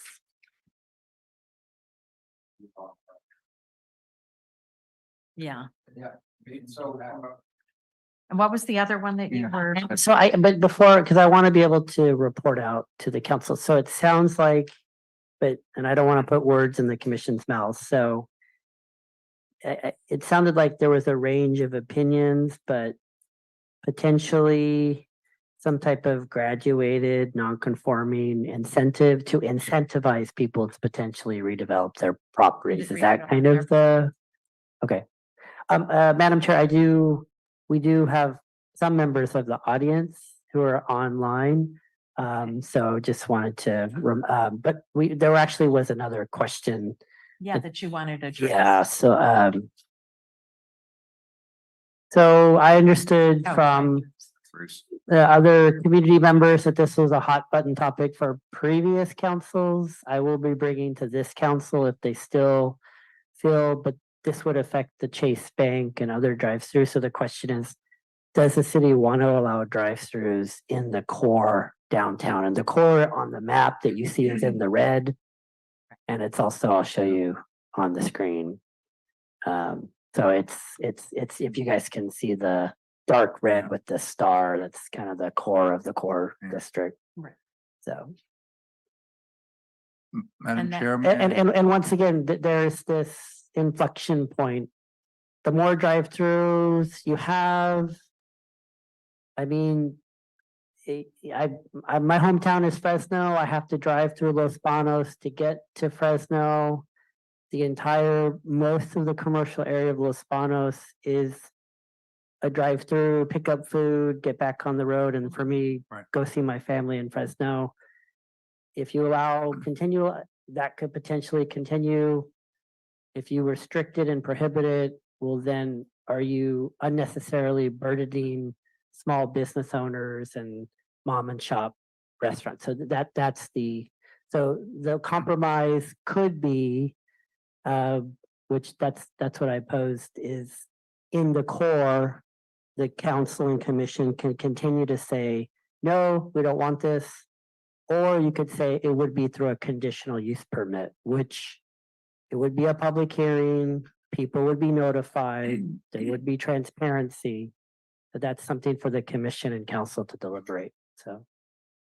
You know, it's interesting, some of the favorite cities that I like to visit have a nice downtown walkable core. I'm thinking of Palo Alto, I'm thinking of Mountain View. And there's no drive-throughs downtown. They haven't pushed them, but they will allow them on the outskirts, but not in the downtown because it would create traffic issues and it would create losing parking lots behind the buildings and all kinds of things. So from my perspective, I'd say, you know, we don't need any drive-throughs in the core. And does anybody disagree sitting up here? And like I said, we're not making any final decisions. It wasn't posted as a final decision. We're just trying to get some general feedback, so, yeah. So I think my question on that is, I just want to confirm I'm right. At this point, we have 7. Because I forgot Papa Chivo's. Which one you said, Papa? Papa Chivo's, the Mexican restaurant, right at, and Sarita. And so. Actually, yeah, Sarita's actually does allow through drive-through. They do that. They do have. Which one is But that's Papa not in the Cheetos? core. No. Cerritos is not in the core. Sarita's is not in the core Not in the core. because it stops at 7-Eleven. Right. And technically, I think Papa Chivo's is not either because It's not in the it's at core Rain either. Dollar and KFC is not either. I don't think. think KFC is. It's right outside. So I guess either way, whether it's transitional or in the core, if you have a business that currently has a drive-through and we pass this, we make them non-conforming. But at the same time, they're going to come to us and they're going to request a waiver to become conforming. correct? Or no, they just get No. grandfathered in. They're grandfathered They're in. grandfathered They in. can So really, they can stay, the drive-through can stay for as long as they, As long as they stay. so right? as and long as they don't change ownership and then they do a change based on change of ownership, they don't have to come back to the planning commission. Yeah, I mean, if I own a drive-through and I sell it to somebody and as long as it remains operational, Guido's not gonna shut them down. So really, we're not saying limiting no drive-throughs. What we're really saying is we're No not, new. we're not putting in, we would not be allowing any new drive-throughs. And then I guess my thought on this is, we're talking about the core, but to me, the core really also, does it become the transitional piece that is specifically along the front-facing reservation in Del Monte? Because I understand that we're very focused on the core, but when you look at the map, really what we're really trying to redevelop, what we're trying to develop is that transition piece. If I'm coming northbound and I get off at Del Monte, and the first thing I get off is I have at least a very fixed up plumbing. And then I have a Shell gas station, and then I have an intersection with Rain at the Rain Dollar. Then I have an auto body shop. Then I have Papa Chivo's drive-in, really good, but it's a 1950s structure that that serves very good food. Then you have another gas station. Then you have kind of a strip shopping mall, and then you have our whole little now cannabis and everything. Then you have Doctors on Duty, KFC, and now we're in the core district. And now from basically there down to the intersection is what we're looking at revitalizing. But if I'm driving into the city and getting off at that off ramp, even though the core is right around the intersection right here in red, everything I see up until then, I'm concerned about also because that's actually part of the development cycle. And so when we start looking at no drive-throughs, I don't want to add, if I'm not driving new drive-throughs just in this 6 block or 7 block area right downtown, I really don't want to add new drive-throughs in that transitional area on Reservation or Del Monte as you get into the city, what is really the city core. And so when we look at no drive-throughs, to me, it's not just about it's not about the core of the city, because there really aren't spaces to put many more drive-throughs there anyway. But I am worried about the transitional piece because that's where most of the open land is, and that's where some of the older structures that could be redeveloped exist. And I don't want to necessarily do that. I don't want to put another gas station in, as an example. It's not a drive-through, but it's just another gas station along that route that just is a in and out thing. You drive in, get your gas, you drive on. So it's obviously a different type of commercial property. But if I'm looking at the development, I really think that that entire length of transition is something that we should be considering when we look at things such as drive-throughs. Okay, I can definitely report that if that's the general consensus of the commission. Then, so Madam Chair, we do have people who want to provide public Okay. comment, so. Okay, so if you can show me those people and we'll me- let them come in after we talk about, there is- if we choose to further conversation on drive-throughs, is there no more? No, there's no more. So they can talk about either one. I have Ann Rudolph on the Zoom, Okay, Anne, so let me, we're going to unmute you. there you go. There you go, Ann. Hi, Guido. Thank you very much. Can you hear me? Yes. Yes. All right. Thank you. My name is Ann Rudolph. Next year marks 50 years that we've owned Marina Self-Storage on Rain Dollar. I have been actively involved with some of my neighbors for, 5 years now in the non-conforming situation because my property and all of my neighbors will immediately become non-conforming under the current situation. One area of non-conforming, or actually a couple of areas that weren't discussed, but I'd like the Planning Commission to think about. And P.S., I think this is a wonderful plan. I mean, I would love to see Marina become something different with a vibrant downtown. Absolutely. But I'm concerned because I actually believe, we did some work on this maybe 4 years ago, And we determined that under the current situation, almost all the businesses in downtown will become legal nonconforming, either because of their use, because of their parking, many reasons. And I actually would love, I'm going to throw out a couple of questions that if Guido or the Rincon people could answer, it would be great. I'd like to know if any research has been done with actually how many businesses will become legal nonconforming. And the reason it's important to small business owners and big business owners is if you have that designation, it actually affects how banks and insurance companies treat you, because your chances of rebuilding, et cetera, if you have a catastrophe, are limited. And almost even more concerning is that one thing that was not brought up on the slide is that repairs for legal nonconforming structures are in the current code limited to, and Guido, you can correct me, I think it's 20% of the assessed value. And so we actually did a study about 4 years ago and picked out about 6 houses and businesses in our neighborhood, including a church. And the assessed values are so low, if you've owned your property for a long time, that the dollar amount of what you can improve is greatly reduced. And we actually used it as an example, and I don't have it right in front of me, but Guido, I think, knows this, that there's a church that couldn't get a new roof. So legal nonconforming isn't just important in terms of a catastrophe. It's important in terms of just maintaining your property if you have a low assessed value. And that's my question. So I would love it if either Guido or the Rincon people could explain some of those things. And I do want to say props to Guido. I've been working on this for at least 5 years, and he's been incredibly cooperative and collaborative, and we've had some good meetings, and we will continue to do that. So if someone could comment about that, I'd appreciate it. Thank you. So is there anyone else on this list? I do not believe, Madam Chair, I believe Ann was the only. Okay, and if you can clarify too, the 20% that we're talking about, that's of the assessed value for tax purposes? I The have to assessed value read for the, reset sale? Or I always thought it was not the assessed value, but the square footage Is- of the building could be yeah, improved by more than sorry, I have to- 20%. If you can clarify? as I'm getting older, I have to take off my glasses to read stuff. So I'm sorry. So I have to take off.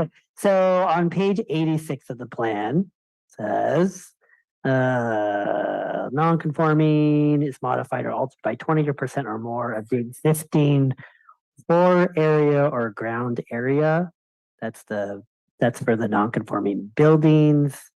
And then ordinary maintenance and repair may be made to a non-conforming building, provided no structural alterations are made and provided such work does not exceed 25% of the assessed value in any 1 year period. So 25% of the assessed value. Right. And so I spoke with Ann and some other downtown folks. So what I've helped some property owners in other cities is to change some of the language in other codes I've worked on to say 25% of the market value.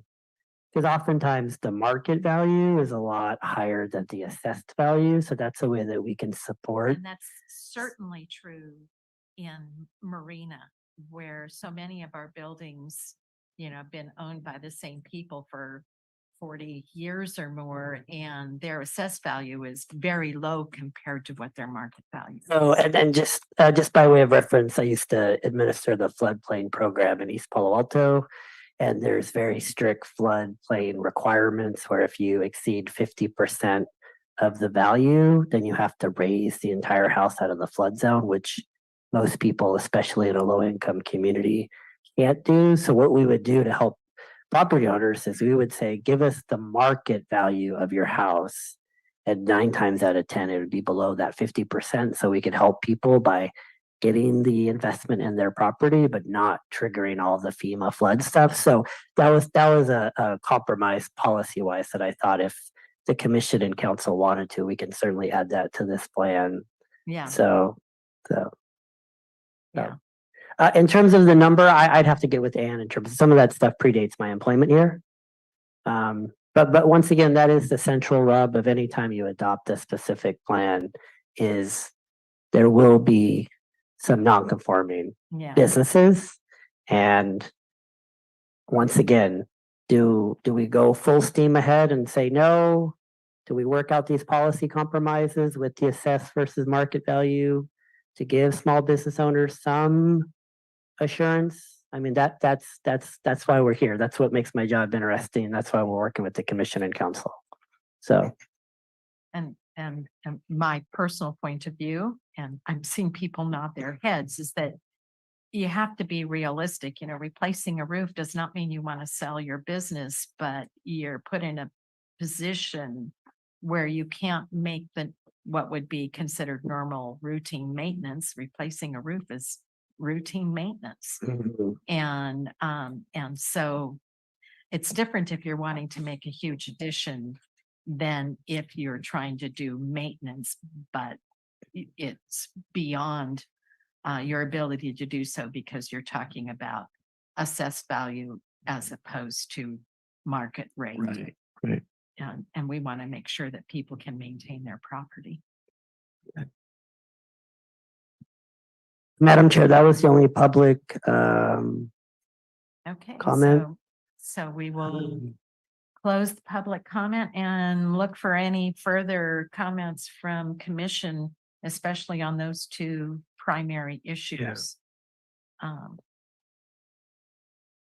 You can come up and if you want to speak, you have to come speak to the podium.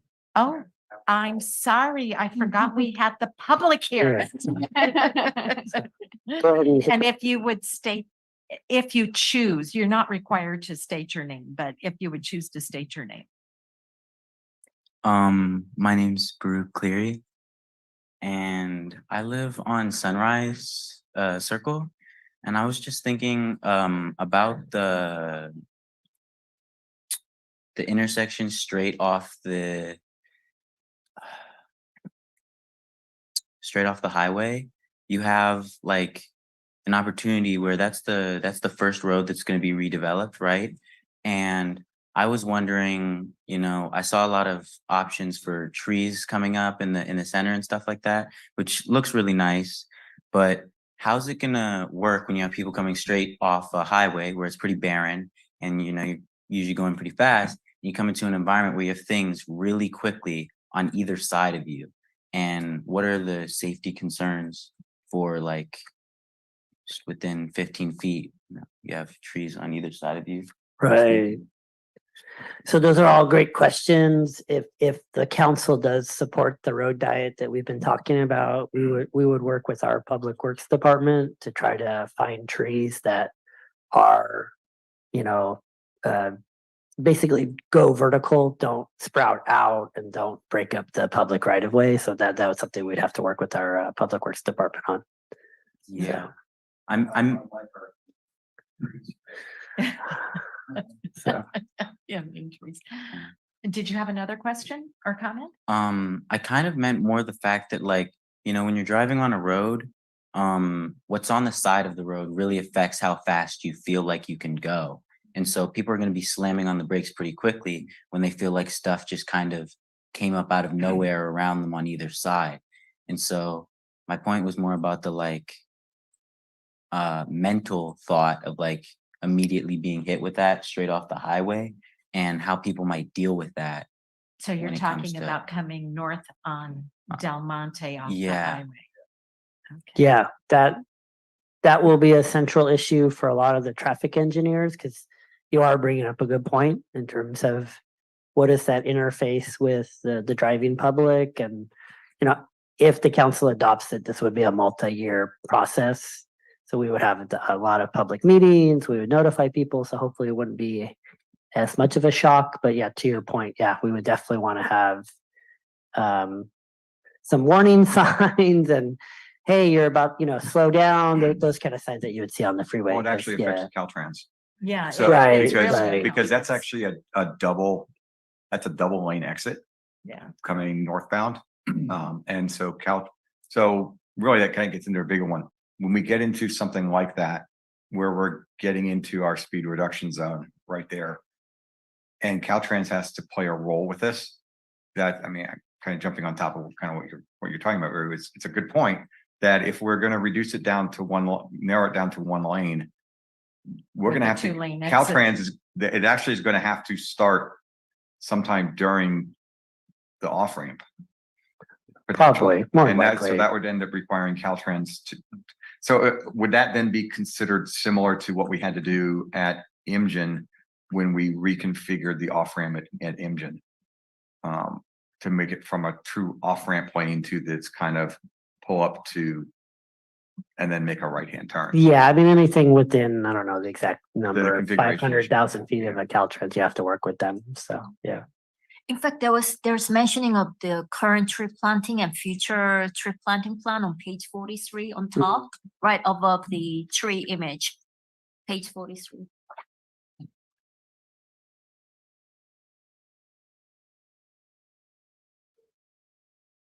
I'll just pull it up on the screen. Take your glasses off. Yeah, take my glasses off. so. Yeah, that's. Yeah, on so California. you're showing Arborist Marina on California Street. Yeah, perfect. Yeah. Yeah, so there's comment on top, yeah, Right. mentioning on top of that image. But I'd like to mention that doesn't slow any traffic down on that road. No, it doesn't. No. Right. But The the speed limit isn't 55 coming off the freeway, Right. either it is 35, I believe, through there, so. There might be. right. And we do have design guidelines that are referenced in the plan in terms of what type of appropriate trees would be allowed. So, Right. yeah. so. And that's something that your aunt would know about through the Marina Tree and Garden Club.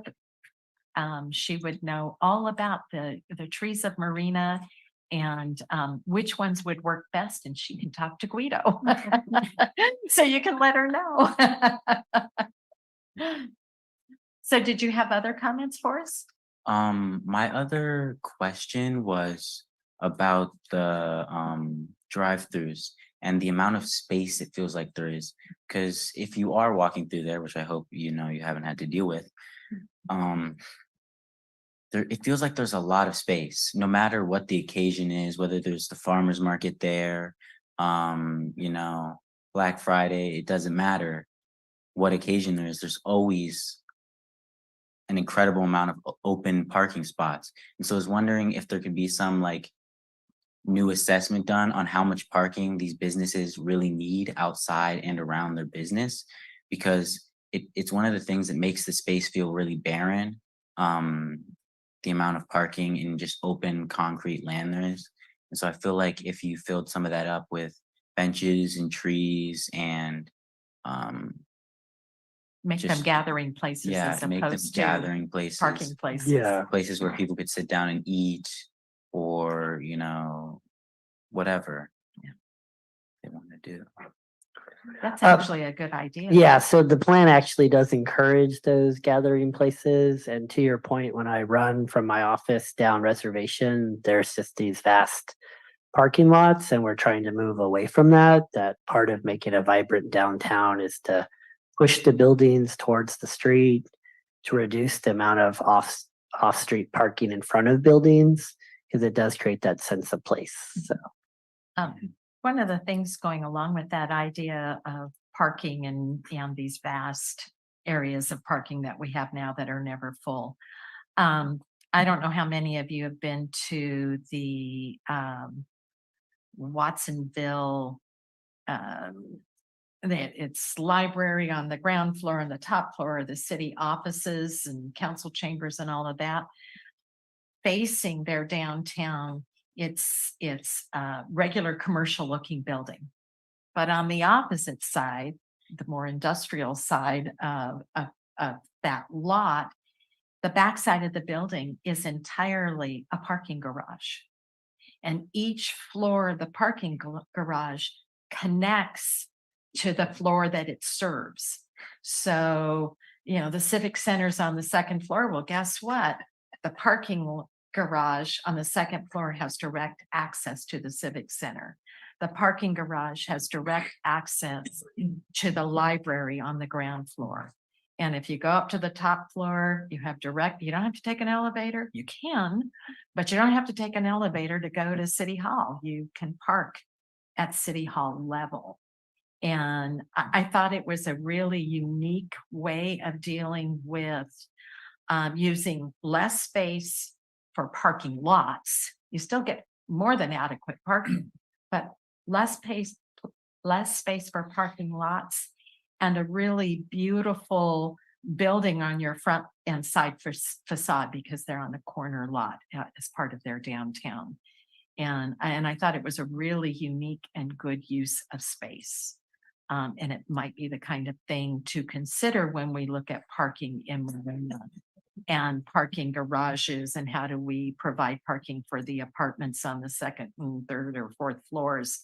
How do we provide for that makes it convenient for people who still feel like they need a car, even though they're living downtown? So, and I don't know how that could be incorporated into the parking part of this, but it certainly to me is something that should be considered, is how do we address parking garages, better land use and less open parking spaces that just make it look so broad and you had a word and now I don't remember what word you used. Barren. Barren, thank That's you. a very appropriate word. Very So- appropriate word. And I think that there are ways to address it, and I'm glad you brought it up. So any other things you were concerned about? You know, I know everything has to be done in phases, but I was also thinking about the bike lanes, the bike lane option for reservation, I think it was, because that's the first phase of the plan. And I was just wondering, because I feel like that doesn't really go anywhere, you know?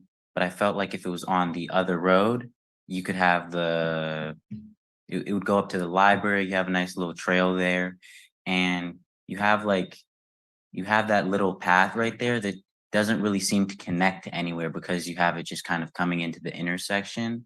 And I think that with nowhere to go on the bike lane, just on reservation, you wouldn't really have any proof of use or any knowledge that people want it or showing any support for it, because where can you go? You can't really go anywhere. But if you had the other one, you'd have I think a longer and just better connecting bike infrastructure that would really help you prove that people are using it, because you actually have a point A and point B. And I know a lot of people go down to the library for a lot of different reasons. And yeah, there's also Walmart up there. And there's a lot of different reasons why people might want to go on that trail instead of the other one. And it would also connect to pre-existing things that you already had instead of something older. Thank you. Thank you. I really appreciate getting the perspective of a young person. Because really when you're building anything new, you're downtown, used to be building suburbia, you're thinking about the people who are going to use it in the future. I may be long gone before this is completed, but you will be just arriving. And so we really want to make sure that we're building for the future. And so I really appreciate your comments tonight. Thank you for coming in today. Thank you. Okay, so Guido, you think you have information? Yeah, so so I'm gonna go to let me just show the general overview. So where are we at? Yeah, so I'm gonna continue to do a series of workshops, go to the farmers market. Reached out to Commissioner Hurd to speak to the Korean Business Association. Speaking to the Chamber of Commerce, November 21st, speaking to the council. And then I would be remiss if I didn't remind the community and the council that November 20th is closing of the notice of preparation period for the CEQA.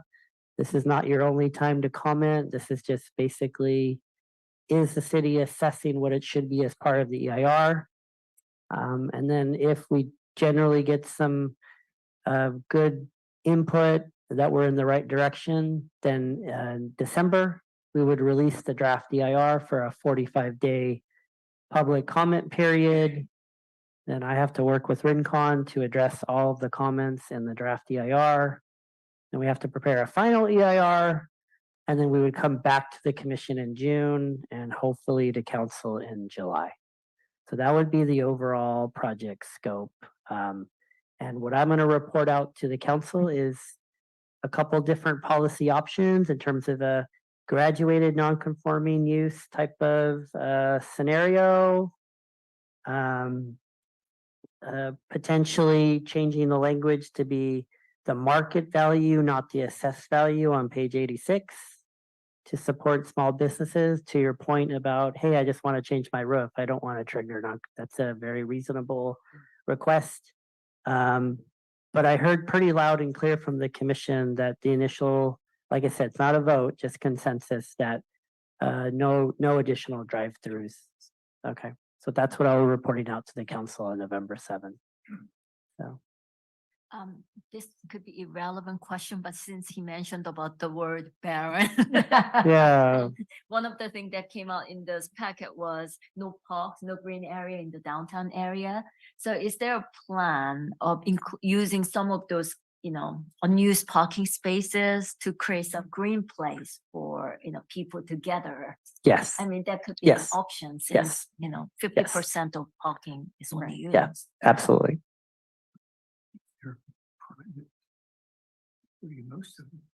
Well, when you're talking, he said, but they're private property, and that's correct. They're private property. We can't make changes to their private property. The issue is that when it's sold to be redeveloped, then we have that opportunity to create more green space, places for people to gather, instituting the other things that we've talked about tonight. Multi-story buildings, et cetera. So yes, it all comes into play. It doesn't come into play on current uses. It comes into play as people change the use of those lots. Absolutely. And I do think that that's an incentive program. I mean, that's something Yes. that we'll just take the big parking lot where Lucky's is because it never gets used fully. And it's fine. That was built at a time when parking was based on a certain number of businesses, whatever. It doesn't really matter how we got to where we are. But if the developer there, we'll put Chase in there because I'm making an assumption in my head that Chase wants to do something with their facility. And that's why they're thinking about it because they're non-conforming. They want to update and modify. It's going to be more than 20%. Or 25%. And so they're like, okay, how's this going to affect my drive-through? And I might have to get rid of it. So if they have a long-term plan to change something, but from a developer of that overall property, could we also, again, this is going back to creating incentive programs. Can we create incentive programs that say, okay, if you create green space and convert some of your green space, we will give you some type of incentive. I don't know what that incentive is. It could be so that they convert part of their parking lot into more. Absolutely. That could certainly be written into the policy. There can be a policy that if somebody voluntarily reduces off-street parking that and they do it by providing additional open space, that can certainly be a policy in the specific plan. That's great. Any other comments from commissioners? I'm not seeing any. Okay, Let so me just say one thing. I'm kind of remembering something. Do you remember when it was the CVS wanted to do a drive-in? But in order to do the drive-in, they were going to put the pharmacy where the Chase Bank is. oh my goodness, you're talking a long time ago. Yes, yes, yes. But that was the issue about why they wanted to protect the drive-in. Right, right. Yeah, and by the way, I should clarify, it wasn't Chase Bank. It was the people who own the It's property. owner of the property. Right, Yeah. I just, Yes. yeah. No, Which is why I kind of was, to me, that's why I'm thinking, okay, well, again, they have too much, if they have more parking space in that property than they need. Way Is there more. an incentive? Okay, you want to do something to that property there? Then, okay, here's something that we would like you to do. or think Right, about. and I appreciate the creative thought, and so I met with them last Friday.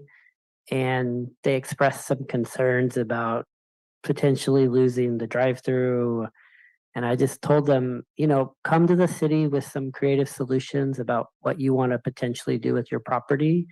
And let's try to work in a collaborative fashion to get that either written into the plan, or let's try to work in a collaborative spirit to that it's a win-win for the city, that we get the specific plan, but maybe they get to redevelop the site. So I'm waiting to get that feedback from that property owner. And I know So, initially there so- was problems with the Luckies because Luckies had as part of their development agreement for that property is that they would be at the back of the lot and they'd have all that sea of parking in front.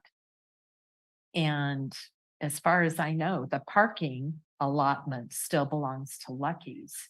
So I would think that that is part of. Yeah, I'd of have the- I'd of have to the look that issue up. there is, Yeah, as yeah. well. I'd is have- that I'd have to they research that. demand a sea of parking and they're set back off the street. Yeah. So, I mean, we're gonna see that with all of the various parcels as things move along, that each one of them has certain agreements that have been in place for a long time, and they don't want to lose the right to that they got when they made those agreements in the first place, until they can see that their return on investment will be Right, worth it. right. And But once again, I don't work in a black and white world. We work in a collaborative spirit, Right. and we can get what we want with it, which is a vibrant downtown, and maybe we write policies in the plan so they continue to get their ROI, exactly, but do it in a way that is mutually beneficial for Right. both parties, right? exactly, So, exactly. yeah. And that's why I kept bringing up the ROI, because I Right, know there has right, to be a way. right. So, okay, so let's see, no study sessions coming up. No, we had that one October 12th, and probably just hold off for a little bit. I know the council's been having quite a few meetings, so. Any staff updates that you can think of off the top of your head? We talked about the general plan, Marina Station, Sea Haven, we got their signs today, Dunes, Promenades, making a lot of progress with the building permit. Okay. Probably be issuing the building permits soon.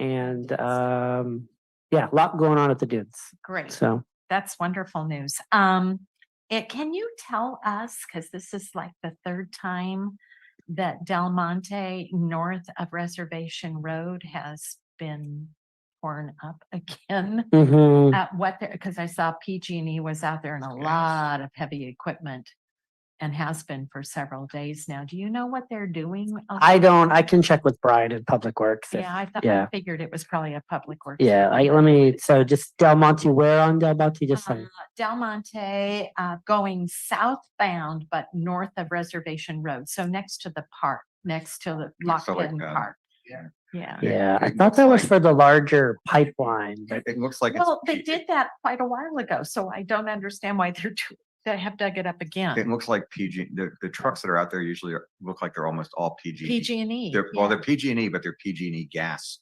distribution trucks. Ah. They're not electrical distribution. They're definitely not okay, I they're can, not, find- I can they're check not with electrical Brian. transmission, because I used to work Yeah. electrical transmission, I'll check with Brian. so. Okay.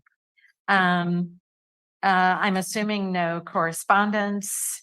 Well, you did get one from MST tonight. Right. All of the stuff they're saying sounds very reasonable, but I'll have to check with Brian in terms of if the road diet is conceptually approved, if this can be supported. So So, my one question so they raised an issue of road widths, which is really great. And all I can think about is the intersection of Aguajito and Moonris at Monterey Peninsula College, when MST created their little island bus station. And so what happened, and you weren't down here at the time, the dedicated right turn lane they made on the right hand. So you have this through traffic. If you're going northbound on Moonris, there's a bus station, a bus stop that they put in a median strip, and then they have a dedicated right turn lane onto Aguajito, which I guess would be going south, would be considered. The challenge was that they actually created it for tractor trailers and buses when they made the curvature. That was not actually the right design feature. They actually had to make it for extension ladder fire truck because that's actually got the widest turn. That actually, for those who don't know, that was why they built the whole thing and then they pulled the entire thing out and had to rebuild it, was because it turns out that Monterey Fire couldn't actually make a right-hand turn onto Aguajito. And so because they used the wrong design template when they built it. It happens sometimes. The only reason I raise this is that MST's letter makes a lot of sense on road width and turns, but I'm more concerned with when we do the design that We consider ladder that trucks we in can the future. we consider what are actually all the actual transportation vehicles that would come through and use the city. And the reason I raise this is because I've just decided on Monday of next week, after the grand opening of Starbucks, I'm just gonna go park myself right next to the burned out house there.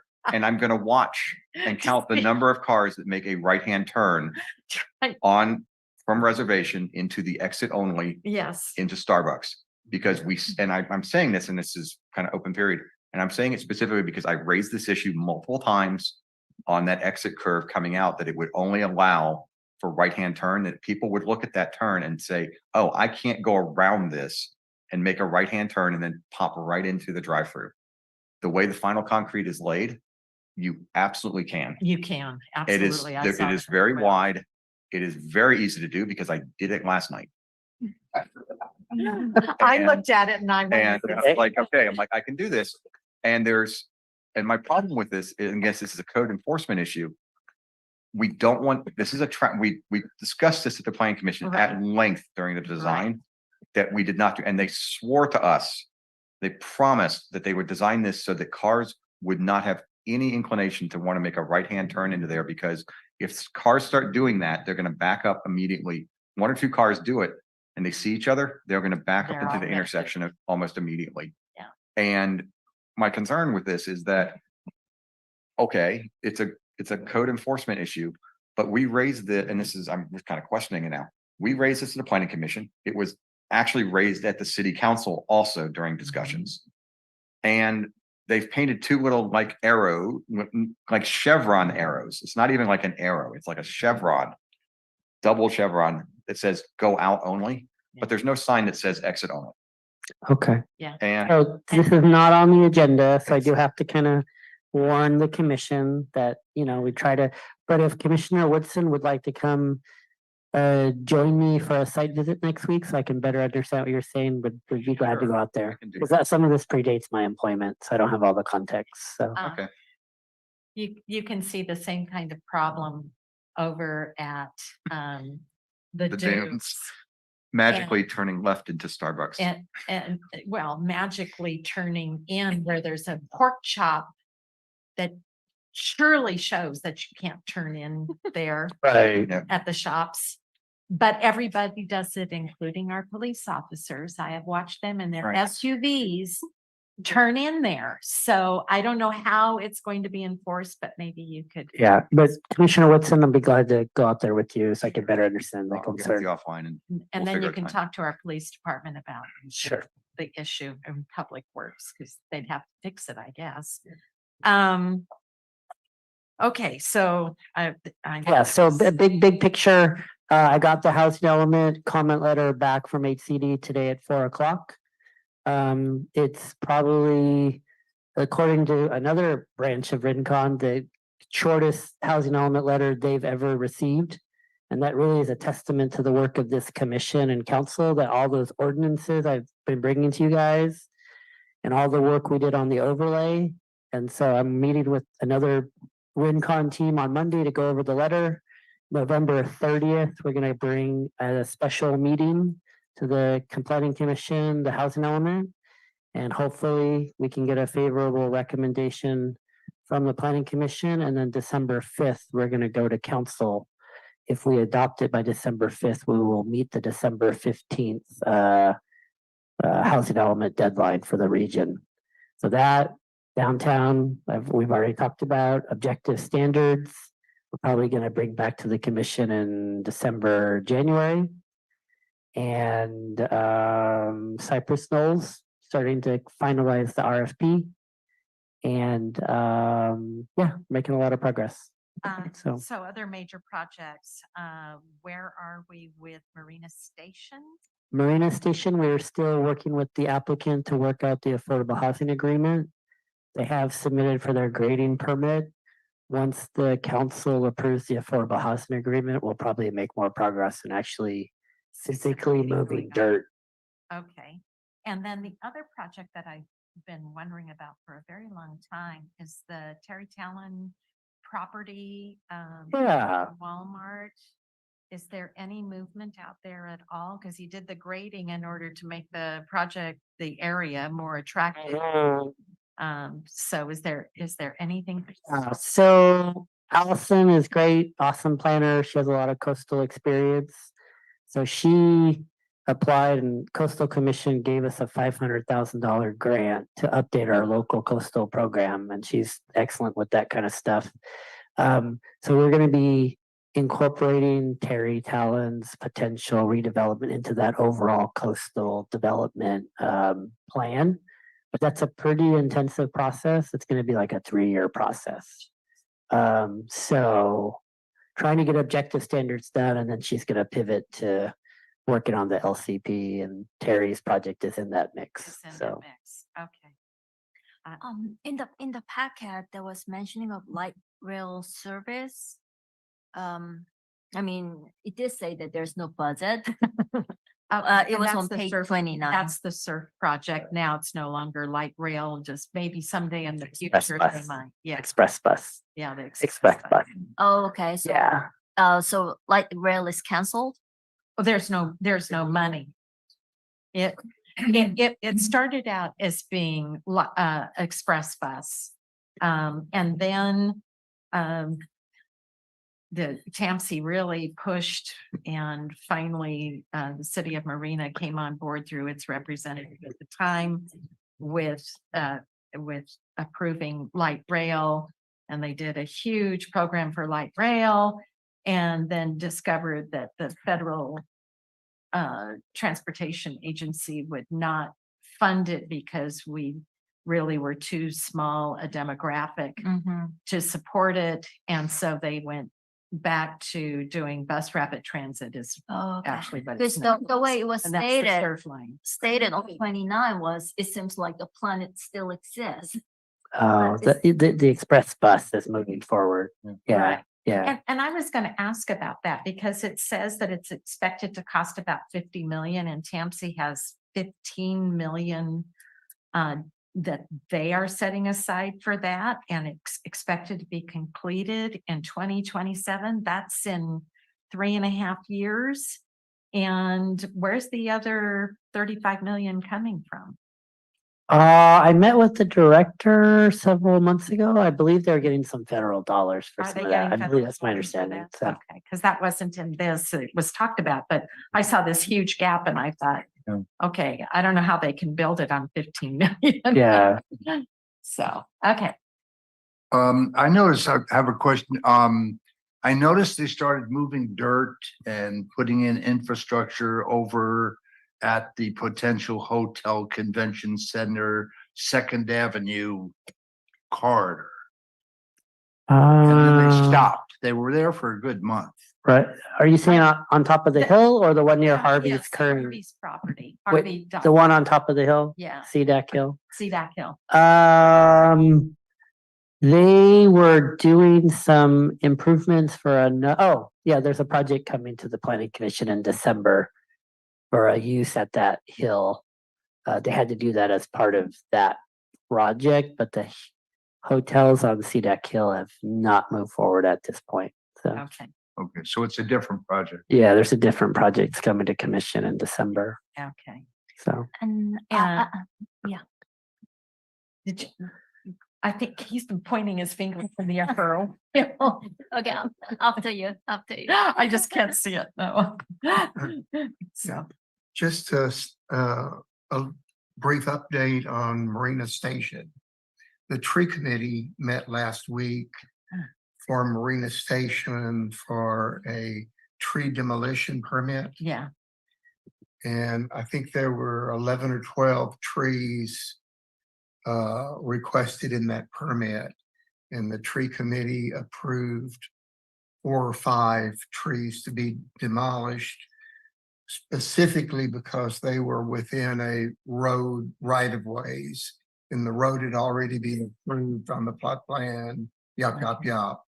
So these trees were destined for removal. removal. But the other 7 or 8 trees that were requested were all located within a small 2 to 3 acre park, designated very small park Okay. near a part of a waterworks, a water tank and a hillside. Oh, I bet that was over by what was a water tower Yeah, that currently exists. exist. And these trees were up near the top of the hill, and the park had a big hillside problem or topography. And so we asked the developer to study the hillside. He wanted to recontour the hill to give a much greater flat area. And to recontour it would have destroyed all those trees, about 6 or 7 oak trees, and some of them were clusters of oaks. So the total count of tree trunks would be, at least double that. Anyway, they've been there for 50 years or something.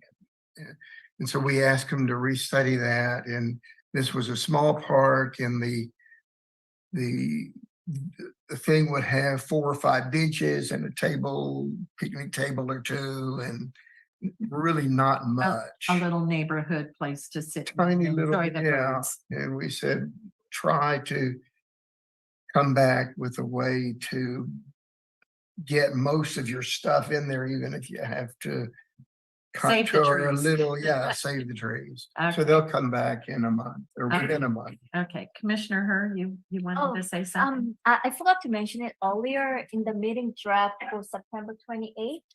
I think on the second page toward the bottom, I think there's typo, so just info. Okay, Proposed amendments are exempt from seeker per section and, okay, if you can just email me and I can make sure Karen changes that.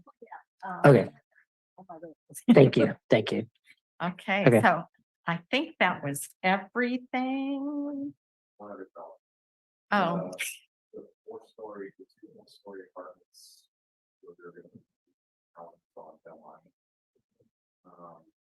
These are north of the roundabout. 3298 Del Monte, I believe that's, they filed for their building permit, so it's still in plan check. okay, so all the projects, and if there's nothing else, I'm going to adjourn. All right, see you November 9th.